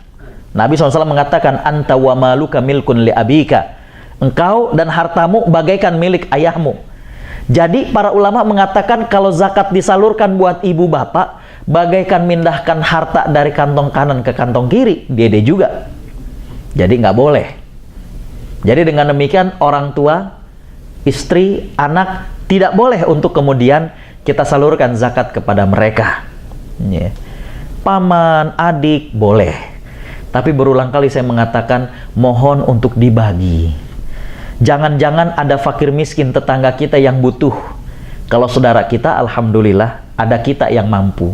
Jadi zakat kita bisa serahkan ke mereka. Kesian dengan orang-orang miskin yang tidak punya saudara yang mampu. Siapa yang akan memperhatikan mereka? Jadi dibagilah gitu ya. Nah, Bapak Ibu Allah Subhanahu wa taala rahmati, saya sambung semuanya tentang zakat dulu ya. Adakah rekomendasi penyaluran zakat? Nah ini takutnya saya dianggap subjektif. Ya, karena saya Dewan Syariah di salah satu lembaga zakat, saya nggak mau kemudian saya mengatakan, wah bagusnya ke lembaga saya, nggak. Ya. Yang pasti saya adalah menjadi Dewan Syariah di salah satu lembaga zakat nasional. Ya. Dan yaitu tadi saya sering cerita memang yang namanya Dewan Syariah bagaimana ngejaga biar se-syariah mungkin. Ini saat saya tinggalkan, sekarang kita lagi mengonsep tentang syariah compliance, dan itu lembaga zakat belum punya. Rencananya mudah-mudahan lembaga kita menjadi lembaga pertama yang memiliki syariah compliance. Jarang disebut dengan syariah compliance itu karena yang kita kelola adalah syariat Allah. Kita pengen semuanya juga patuh dengan syariat. Pegawainya, dari mulai front office, ya. Lembaga zakat itu, Bapak Ibu yang Allah Subhanahu wa taala rahmati, mohon maaf, pada saat mereka akan menyalurkan kurban, itu harus jelas, tendernya harus terbuka, ya kan? Jangan sampai dari temennya. Kalau nggak kayak gitu, jadi apa bedanya dong? Bisa dipahami? Nah, itu konsepnya hampir 3 bulanan. Karena kan semua lini, ya.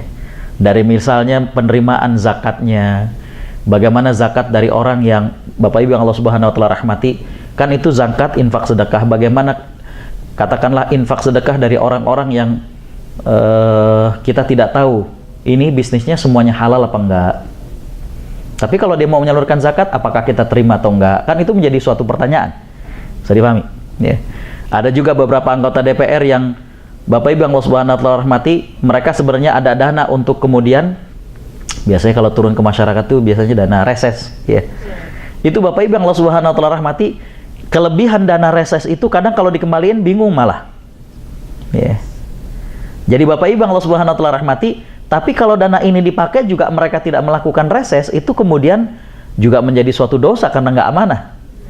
Lalu bagaimana kalau diserahkan, bagaimana penyalurannya, ya itu ya kita menginginkan untuk syariah compliance, ya. Jadi demikian. Jadi saya nggak bisa bilang ke Pak Irfan atau ke bapak-bapak dan ibu-ibu lembaga zakat mana yang direkomendasikan, ya. Takutnya nanti subjektif, ya. Takutnya nanti subjektif karena yang pasti Bapak Ibu Allah Subhanahu wa taala rahmati, tadi sudah disampaikan tentang kelebihan dan kekurangan ataupun kelebihan dari masing-masing, ya. Pada saat kita menyalurkan melalui lembaga, tadi keistimewaannya banyak hal, ya. Yang saya tadi cerita tentang bagaimana seorang kawan ustadz yang tadi saya cerita bagaimana di Cianjur, itu beliau mengelola zakat dari seseorang aja. Jadi ada orang kaya di daerah Kemayoran, ya. Itu minta dikelola zakatnya. Subhanallah, ya. Bisa tadi saya katakan menjadi program pemberdayaan. Nah, itu kan kalau dikelola itu menjadi suatu hal yang lebih langgeng manfaatnya. Ya, bisa dipahami, ya. Jadi demikian. Yang berikutnya Bapak Ibu Allah Subhanahu wa taala rahmati, baru kemudian bagaimana dengan zakat profesi. Bapak Ibu Allah Subhanahu wa taala rahmati, kalau kita lanjutkan kajian fikih zakat tadi, maka saya ingin menjelaskan zakat itu secara umum ada 2. Ada zakat fitrah dan ada zakat harta. Zakat harta yang di masa Nabi itu ada adalah zakat emas dan perak.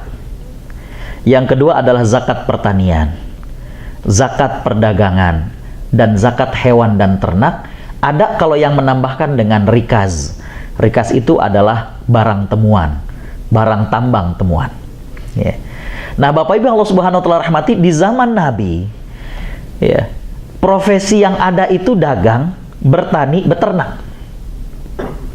Sekarang profesi itu sudah semakin berkembang. Makanya Bapak Ibu Allah Subhanahu wa taala rahmati, ya, ada beberapa jenis zakat yang itu merupakan turunan dari zakat yang sudah ada. Itu bukan mengada-ada, tapi dia turunan dari zakat yang sudah ada. Saya katakan tadi, hewan itu pada saat dia dijual belikan menjadi zakat peternakan. Tapi kalau sapi ternyata diambil susunya, itu yang tadi saya sebutkan, menjadi zakat al-mustaghallat, zakat investasi. Harga sapinya nggak kena zakat, aktiva lancarnya yang kena, yaitu hasil dari susunya. Bisa dipahami, ya. Sekarang juga kekayaan manusia itu macam-macam, ya. Zaman dulu emas dan perak, sekarang nggak banyak orang yang punya emas dan perak.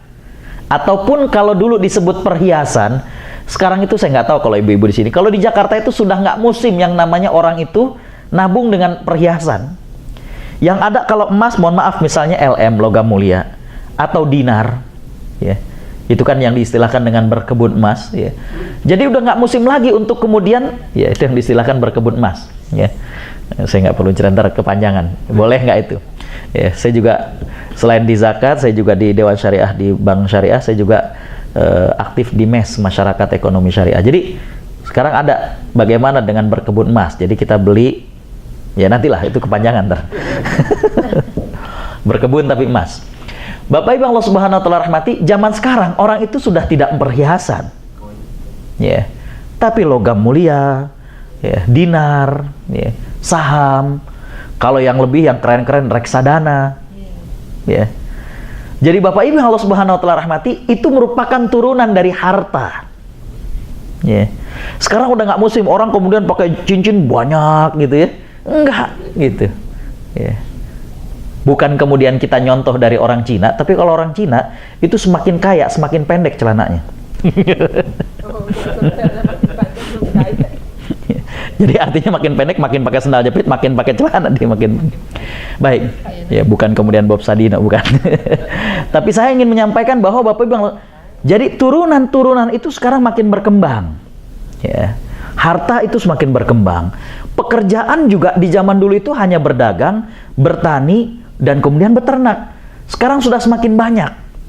Oke, kita langsung kepada pertanyaannya. Bapak Ibu Allah Subhanahu Wa Taala rahmati, tentang zakat profesi ini, ada sebagian orang yang kemudian mengatakan tidak ada. Dikarenakan di zaman Nabi itu tidak ada zakat profesi. Baik, ya. Saya hanya ingin mengatakan bahwa para ulama yang mengatakan zakat profesi itu ada adalah apa yang Allah Subhanahu Wa Taala firmankan dalam surat Al-Baqarah. Ya. A'udzubillahi minasyaitonirrajim.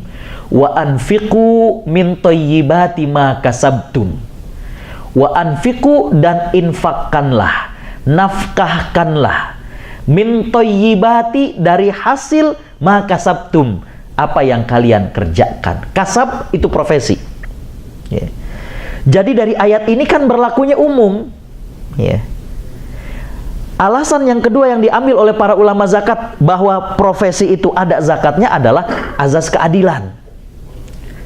Seorang petani, pekerjaannya itu ya memenuhi 3D ataupun 2D yang sering diistilahkan ini pekerjaan orang-orang negara ketiga, ya, dirty, difficult, and dangerous. Ya. Kan biasanya begitu, kerja-kerja yang kotor, ya. Itu bagaimana petani Bapak Ibu Allah Subhanahu Wa Taala rahmati, kerjaannya susah. Belum dia nunggu pada saat sudah mau panen mungkin hama dan lain sebagainya. Oke. Petani kena dengan zakat pertanian. Ya. Maka karena alasan keadilan, selain tadi surat Al-Baqarah tadi saya mengatakan, maka ada jenis-jenis pekerjaan yang di situ tidaklah seletih dari petani. Ya. Hasilnya bisa lebih besar, masa nggak kena zakat? Contoh misalkan, mohon maaf, konsultan. Contoh misalnya, minta maaf, dokter spesialis. Saya pernah sakit demam, panas turun naik, sampai 3 hari minum obat warung nggak sembuh. Akhirnya ke dokter 24 jam. Di Indonesia itu kan ada dokter 24 jam. Biasanya dokter 24 jam ini fresh graduate, jadi yang baru tamat. Ya. Jadi kita ke sana, Masya Allah, Bapak Ibu yang Allah Subhanahu Wa Taala rahmati, mata di senter dilihat, lidah disuruh keluarin, ya, perut ditepok-tepok. Banyak bener, namanya baru tamat, ya. Akhirnya kemudian saya tanya, jadi kenapa nih dok? Gejala tipes Pak. Oh ya udah. Terakhir masih belum cukup begitu, disuntik. Waduh, kan di kita masih zaman suntik. Dapat 2 hari habis berobat masih juga demam. Akhirnya kata orang tua, udah deh ke dokter spesialis penyakit dalam aja. Ya. Dari Cempaka Putih itu memang ada 2 rumah sakit yang dekat, pilihannya antara rumah sakit Islam atau rumah sakit Muhammad Husni Tamrin yang dekat Salemba. Saya milih yang kemudian ke rumah sakit Muhammad Husni Tamrin. Bapak Ibu Allah Subhanahu Wa Taala rahmati, ke dokter spesialis daftarnya aja udah 150.000. Itu baru daftar di depan. Ya. Nah, Bapak Ibu Allah Subhanahu Wa Taala masuk, kemudian dokternya ngangkat kaki, ditanya, ya silakan Pak. Dia cuma nanya 2 hal. Yang pertama, apa yang dirasakan? Ini dok, udah 5 hari panas turun naik, belum sembuh juga. Pertanyaan kedua, Bapak lidahnya pada saat merasakan minuman dan makanan itu pahit atau tawar? Saya bengong, tawar dok. Oh, demam berdarah. Gitu doang. 2 pertanyaan, itu masuk 150.000. Nanti sama kasir yang setelah selesai, itu lain lagi. Jadi total hampir sekitar 400.000-an, cuma nanya 2 pertanyaan. Jadi ternyata bedanya antara tipes dengan demam berdarah itu gejalanya sama, ya, panas turun naik, cuma bedanya di lidah. Kalau lidah ngerasakannya itu pahit, itu adalah tipes. Tapi kalau lidah itu tawar, itu demam berdarah. Coba, kalau spesialis mau ngomong begitu, 400.000. Masa nggak kena zakat? Petani yang capek luar biasa, ya, kena zakat. Bisa dipahami? Ya. Jadi karena alasan itulah para ulama zakat mengatakan bahwa profesi itu ada zakatnya. Ya. Nah, bagi mereka yang tidak mengakui karena di zaman Nabi tidak ada, saya mengatakan mbok ya disedekahkan minimal. Ya. Nah, Bapak Ibu yang Allah Subhanahu wa taala rahmati, untuk zakat profesi ini seperti apa?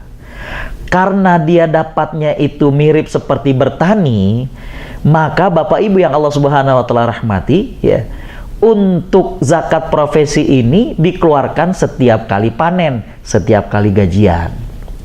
Nisabnya juga ngikutin nisab zakat pertanian, yaitu 654 kg beras atau setara saya hitung sekitar 4 juta sekian. Jadi kalau sudah di atas nisab kena. Ya. Wallahualam, itu tentang zakat profesi. Jadi kalau yang tidak mengakui karena di zaman Nabi nggak ada, paling tidak disedekahkan. Ya. Nah, menariknya zakat profesi ini karena memang Bapak Ibu yang Allah Subhanahu wa taala. Oh, kemudian Ustadz, itu dari neto atau bruto? Ya. Zakat itu biasanya dari neto setelah dipenuhi kebutuhan. Kelebihan harta itu yang kena zakat. Cuma, ini ada cumanya. Para ulama zakat mengatakan untuk zakat profesi, maka dihitungnya itu dari yang disebut dengan bruto relatif. Apa yang dimaksud dengan bruto relatif? Yaitu pajak yang mengenai gaji. Ya. Take home pay-nya itu yang kena. Ustadz, kenapa? Tadi kan katanya dari neto bersih. Soalnya para ulama zakat melihat begini. Mungkin kalau ditanya ke Ustadz lain, dia akan berbeda dengan saya.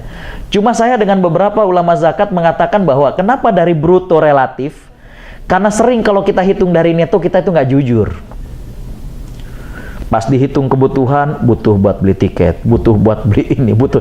Akhirnya malah bukan lebih, malah kurang, ya, mustahik katanya. Padahal gajinya tadinya besar, ternyata pas dihitung itu, wah kita ternyata kalau dihitung-hitung mustahik juga ya mah gitu.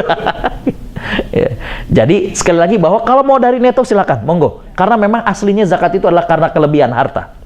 Jujur saya mengatakan begitu. Tapi mengapa para ulama berijtihad dari bruto relatif? Karena seringnya kalau ini difatwakan, ya, seringnya itu kita nggak jujur. Sehingga kalau dibilang dari neto itu malah habis cicilan rumah, cicilan mobil, ya, terus juga kirim ke orang tua, biaya ini itu. Akhirnya ya, kalau disebut dari neto, ya kita bilang sama istri, katanya kita mustahik juga ternyata gitu ya. Ya. Jadi saya lebih setuju dengan pandangan yang bruto relatif. Tapi kalau memang ada yang mengambil pandangan yang pengennya dari neto, setelah gaji dikurangi dari kebutuhan, silakan. Ya, setelah dikurangi, ini kita sekali lagi mohon maaf karena memang pertemuannya cuma sekali. Jadi dia ada fikih zakat dan ada akuntansi zakatnya, cara ngitungnya mestinya. Jadi nggak kebayang kalau begini ya, nggak kebayang tuh angka-angka, apalagi bapak-bapak orang eksak rata-rata. Tapi kalau memang ada akuntansinya enak, ngitungnya gimana? Ya, ntar kalau dikuranginnya gimana, jadi hasilnya gimana? Itu sayang waktunya nggak cukup. Baik, kembali Bapak Ibu Allah Subhanahu wa taala rahmati. Jadi yang pertama zakat profesi, ada yang mengatakan tidak ada dengan alasan di zaman Nabi tidak ada, ya. Tapi saya sependapat dengan yang mengatakan ada dengan dua dalil tersebut, dengan dua alasan tadi. Yang pertama adalah firman Allah dalam surat Al-Baqarah, dan yang kedua adalah dengan azas keadilan. Yang kedua, ya, itu dikeluarkan dari gaji bersih setelah dikurangi kebutuhan, ataukah gaji hanya dipotong pajak? Sekali lagi, kalau mau dari yang bersih setelah dikurangi keperluan, silakan, ya. Karena memang yang asal zakat itu adalah kewajiban yang mengenai kepada harta lebih. Cuma saya sependapat dengan yang bruto relatif, karena kebanyakan di antara kita biasanya suka kurang jujur kalau ngitung tentang harta kita. Makanya banyak orang yang bilang, Ustadz, saya tuh kalau datang Ramadan yang ngitungkan zakat tuh istri. Emangnya kenapa, Pak? Kalau saya sendiri yang ngitung, pas saya lihat lumayan juga ya gedenya gitu. Cukup buat DP motor di Jakarta ternyata.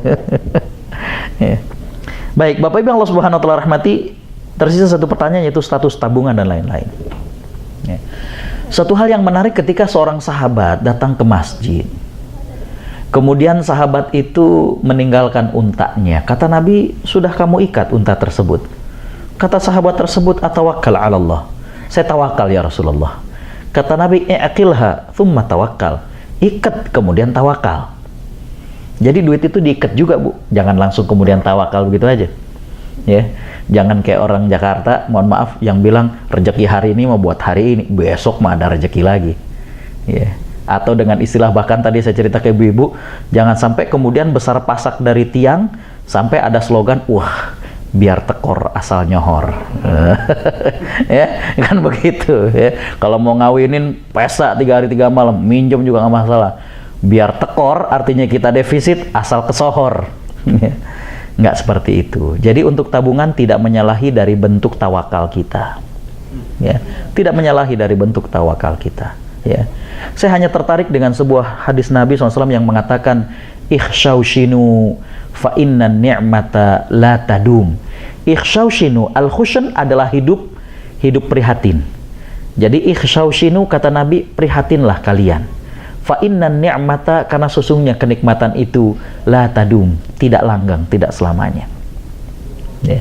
Jadi kembali Bapak Ibu Allah Subhanahu wa taala rahmati, dia bukan kemudian menyalahi kepercayaan kita akan takdir, dia bukan menyalahi tawakal kita kepada Allah Subhanahu wa taala, dia adalah bentuk kita untuk kemudian tadi, karena Bapak Ibu Allah Subhanahu wa taala rahmati, justru ini adalah kita ingin menyiapkan takdir yang baik. Ya. Makanya Bapak Ibu Allah Subhanahu wa taala rahmati, ketika Umar bin Khattab menjadi khalifah, sempat terjadi suatu bencana, wabah penyakit, ya. Kemudian Umar keluar dari tempat itu, kata mereka, "Loh, engkau lari dari takdir Allah." Kata Umar, "Iya, saya tak lari dari takdir yang tidak baik menuju takdir yang lebih baik." Kita juga memilih takdir yang lebih baik, ya. Wallahu alam, sudah kelebihan waktunya. Demikian. Assalamualaikum warahmatullahi wabarakatuh. Oh.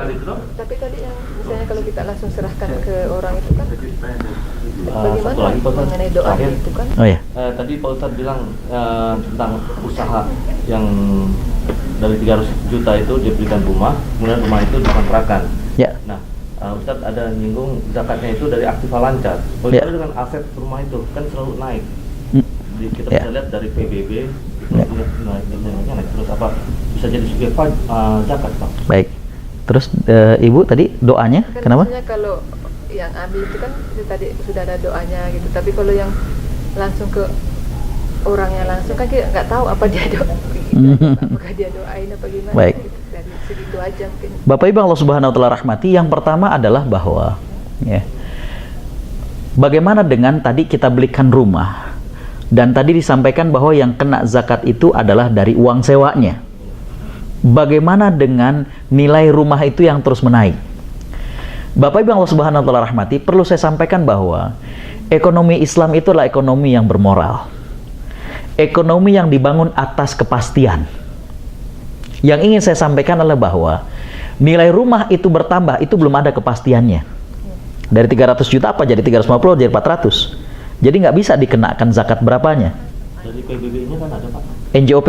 Tapi NJOP itu pasti lebih murah dari harga rumah, Pak. Iya, NJOP itu pasti lebih murah dari harga rumah. Atau kalau di Bisa sini nggak dikatakan bukan nilai tanahnya yang naik, tapi nilai rupiahnya yang turun? Enggak, jadi yang ingin disampaikan adalah bahwa ketika rumah tersebut menjadi aset yang dijual, baru di situ kena. Karena dia menjadi harta. Tapi ketika rumah itu kemudian disewakan, maka yang lancar itu kan dari sewanya. Ini yang kena. Yeah. Dan akan banyak yang sejenis dengan ini. Makanya, ini sayangnya nggak ada slide-nya. Di kita itu yang mirip seperti itu sekarang banyak, Pak.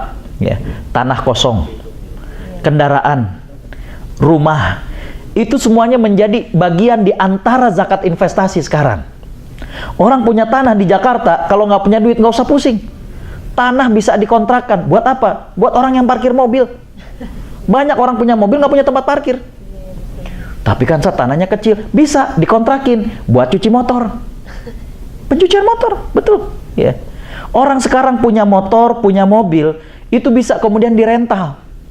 Sekarang kantor-kantor itu nggak mau punya bengkel, nggak mau punya montir. Mereka biasanya rental sama perusahaan tertentu, pokoknya mereka tahu ya, sebulan 30 hari itu mobil nggak pernah sakit. Rusak, ganti. Kalau dulu kan modelnya nggak begitu. Gitu. Jadi ternyata dari situ bukan nilai mobilnya. Kalau tadi rumah bisa naik, kalau mobil kan menyusut. Jadi di antara bijaknya Islam itu yang pasti dari uang yang diperoleh, dari sewa ataupun rental mobilnya. Bisa dipahami? Ya gitu. Makanya ntar kalau kita bicara tentang ekonomi Islam, luar biasa Islam. Makanya dia akan tangguh di saat sistem ribawi misalnya melanda dan lain sebagainya, dia akan tangguh. Karena ekonomi bermoral, tadi saya mengatakan, dan dia bangun di atas dasar kepastian. Ya. Baik, yang berikutnya yang ditanyakan oleh ibu adalah, Ustadz, kalau kita nyalurkan kepada orang yang menerima langsung, itu kan kadang nggak kayak kita nyalurkan kepada amil yang didoakan. Yaitu memang plus minusnya. Ya. Saya katakan Bapak Ibu Allah Subhanahu Wa Taala rahmati, terkadang mereka saking bahagianya jangankan ngedoain, cuma nangis doang yang ada. Ya. Ya, jadi saya kira Bapak Ibu Allah Subhanahu Wa Taala rahmati, sebenarnya kan doa itu doa umum ya. Semoga Allah memberikan pahala dari apa yang kau berikan dan memberkahi harta yang kau tinggalkan. Orang itu pun kalau pada saat tersebut tidak mampu mendoakan karena bahagianya, mungkin di lain waktu dia akan menyisipkan doa buat kita. Ya, jadi demikian. Wallahu a'lam. Oh ya, silakan. Ya. Nah, berarti tadi yang apa berkebalikan dengan emas Ustaz ya? Kalau emas itu kan kenapa orang Madura banyak yang kalungnya sepel beca itu karena dia ada fatwa bahwa kalau yang dipakai itu yang tidak kena pajak, tapi yang disimpan itu yang kena pajak. Berarti kebalikan dengan rumah. Rumah kan nggak dipakai. Ya. Ini nggak, apa itu begitu Ustaz? Jadi Bapak Ibu Allah Subhanahu Wa Taala rahmati, ya. Saya ingin menjelaskan tentang masalah zakat perhiasan. Ya. Para ulama mengatakan bahwa ya, yang ada dalam kajian fikih-fikih zakat itu adalah zakat harta. Tinggal masalah perhiasan itu, mana yang menjadi harta simpanan dan mana yang digunakan.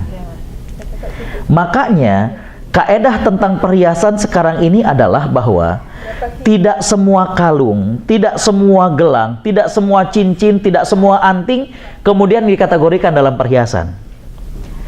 Para ulama zakat kontemporer mengatakan bahwa yang dimaksud dengan perhiasan adalah jumlah standar yang biasa dipakai oleh wanita itu.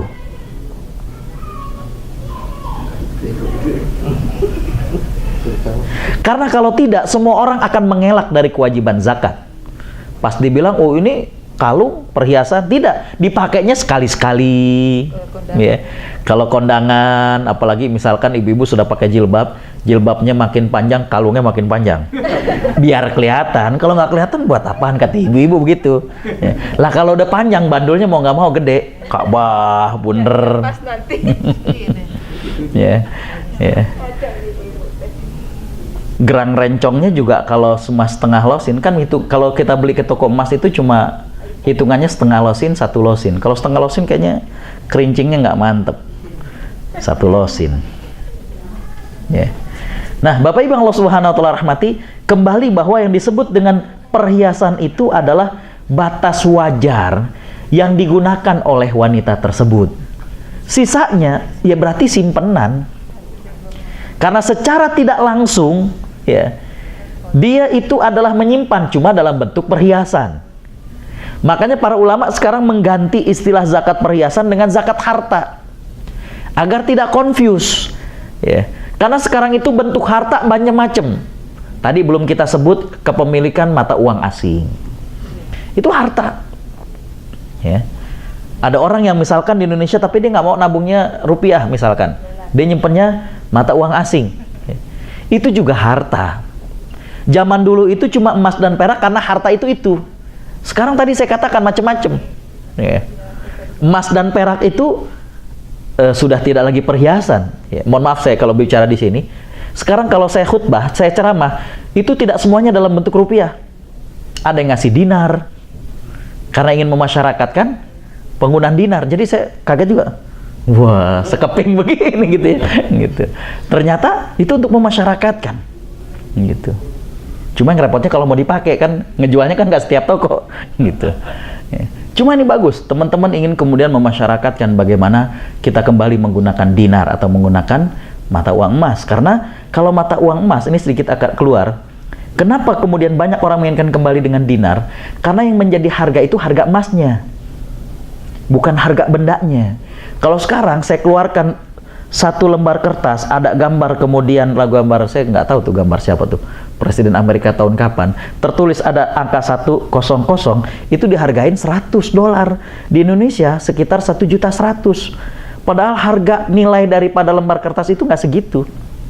Bisa dipahami nggak? Tapi kalau dinar atau emas, memang satu logam itu 1 dinar harganya misalkan sekian, memang emas itu per gramnya sekian. Bisa dipahami nggak? Ya.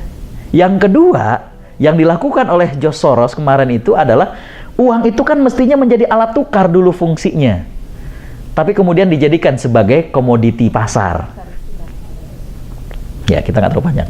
Jadi kembali Bapak Ibu Allah Subhanahu wa Ta'ala rahmati, yang maksud dengan perhiasan itu adalah batas wajar yang digunakan oleh seorang wanita atau dia. Sisanya ya jadi kemudian perhiasan. Lalu kalau tadi disinggung pajak, memang mohon maaf, kita di Indonesia itu masih belum disetujui zakat menjadi pengurang kewajiban pajak, itu masih belum disetujui. Ya. Itu yang sangat disayangkan. Yang baru disahkan itu adalah zakat menjadi pengurang harta wajib pajak. Paham nggak? Jadi yang dikurangi sedikit banget. Ya. Padahal maunya kita pada saat menyampaikan, jadi para aktivis zakat ini menyampaikan ke pemerintah, mohon maaf kita bilang, orang muslim itu memiliki 2 kewajiban harta. Kewajiban selaku hamba Allah itu zakat. Kewajiban sebagai seorang warga negara itu pajak. Orang non muslim kewajibannya cuma 1, pajak saja. Jadi kita pengen imbang sebagai warga negara. Bisa dipahami nggak? Jadi kalau kita udah bayar zakat, kwitansinya itu dipakai kemudian menjadi pengurang dari kewajiban pajak. Di Indonesia itu belum. Di kita itu baru zakat itu menjadi pengurang harta wajib pajak. Jadi baru dari hartanya. Otomatis kalau kena pajak sekian persentase, ya itu jadi hanya sedikit saja. Bisa dipahami nggak? Misalnya zakatnya tadi 10 juta, ya. Harta kita ada 300 juta. Kena pajak misalkan 20%. 300 dari 20% berarti berapa? 60 juta. Kalau zakat menjadi pengurang pajak itu kan berarti tinggal bayar 50 juta. Bisa dipahami? Tapi kalau zakat menjadi pengurang harta wajib pajak 300 juta cuma dikurangi 10 juta. 290 juta. Kena 20%. Anggar-anggar kene gede-gede juga. Ya, bisa dipahami? Itu yang masih belum berhasil. Ya. Di sebagian negara sudah. Malaysia sudah dan lain-lain sudah. Ya, masih berjuang. Ya. Demikian. Assalamualaikum warahmatullahi wabarakatuh. Oh, satu lagi. Kalau barang koleksi masuk harta kan? Bapak Ibu Allah Subhanahu wa Ta'ala rahmati, barang koleksi kalau memang bernilai seperti batu berlian, ya. Betul, itu kan itu memiliki nilai, ya. Dan ada yang saya termasuk yang suka dengan kayak begitu, ya. Ya, itu kan harganya lumayan. Makanya saya juga nggak berani. Kemarin ketika di Vegas saya ngeliat sapir itu paling murah 700-an, $800, tergantung karat dan jenis blue sapirnya. Itu kan kalau memang dia bersertifikat, apalagi kita beli di negara maju seperti ini, itu ada kwitansinya dan itu ada harganya. Lain kalau kita beli di depan Pasar Jatinegara, ya, itu pakai taksir, ya, batu kalimaya taksir gitu, kadang keblejok, ternyata bukan batu asli. Ternyata masakan gitu ya. Ya, ikan pasar di Bali ya, Jati Bening apa Cibening ya. Rawa Bening. Jadi kembali Bapak Ibu Allah Subhanahu wa Ta'ala rahmati, kalau memang koleksi itu ada nilainya, maka Bapak Ibu Allah Subhanahu wa Ta'ala rahmati, sepanjang dia tidak gunakan gini. Kembali zakat itu adalah harta yang melebihi daripada kebutuhan. Jadi kalau memang batu itu kemudian kita pakai, tapi bukan emas tentunya, misalkan dengan perak, itu menjadi benda yang dipakai, betul? Tapi kalau disimpan dia menjadi harta. Kita punya mobil lama, mobil klasik, itu kan juga ada nilainya, bahkan terkadang lebih mahal. Tapi kalau kita pakai, maka itu tidak menjadi sesuatu yang tidak berguna. Ya, jadi intinya adalah kalau memang barang tersebut Bapak Ibu Allah Subhanahu wa Ta'ala rahmati itu tidak dimanfaatkan, tidak digunakan, maka dia menjadi sebuah nilai, ya. Wallahu alam.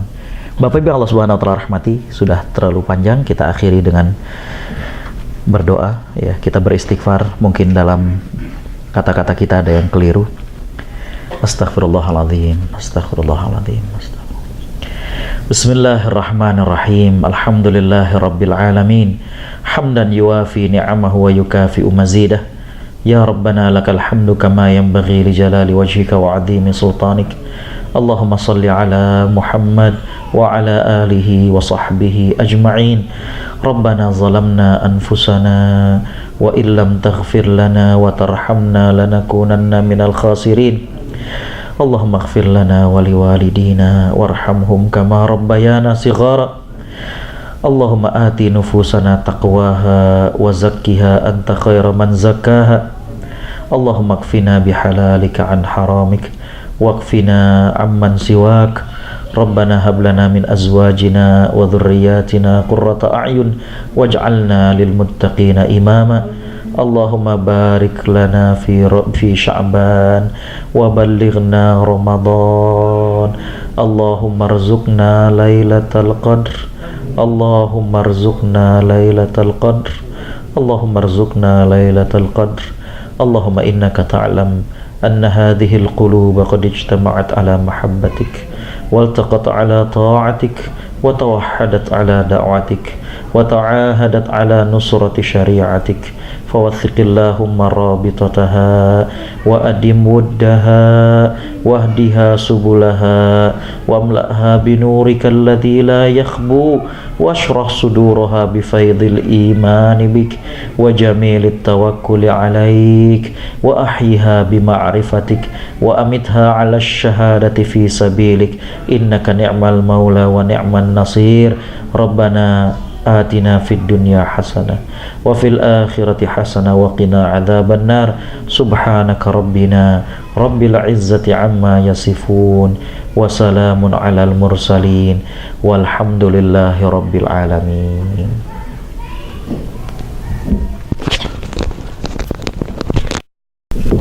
Singkat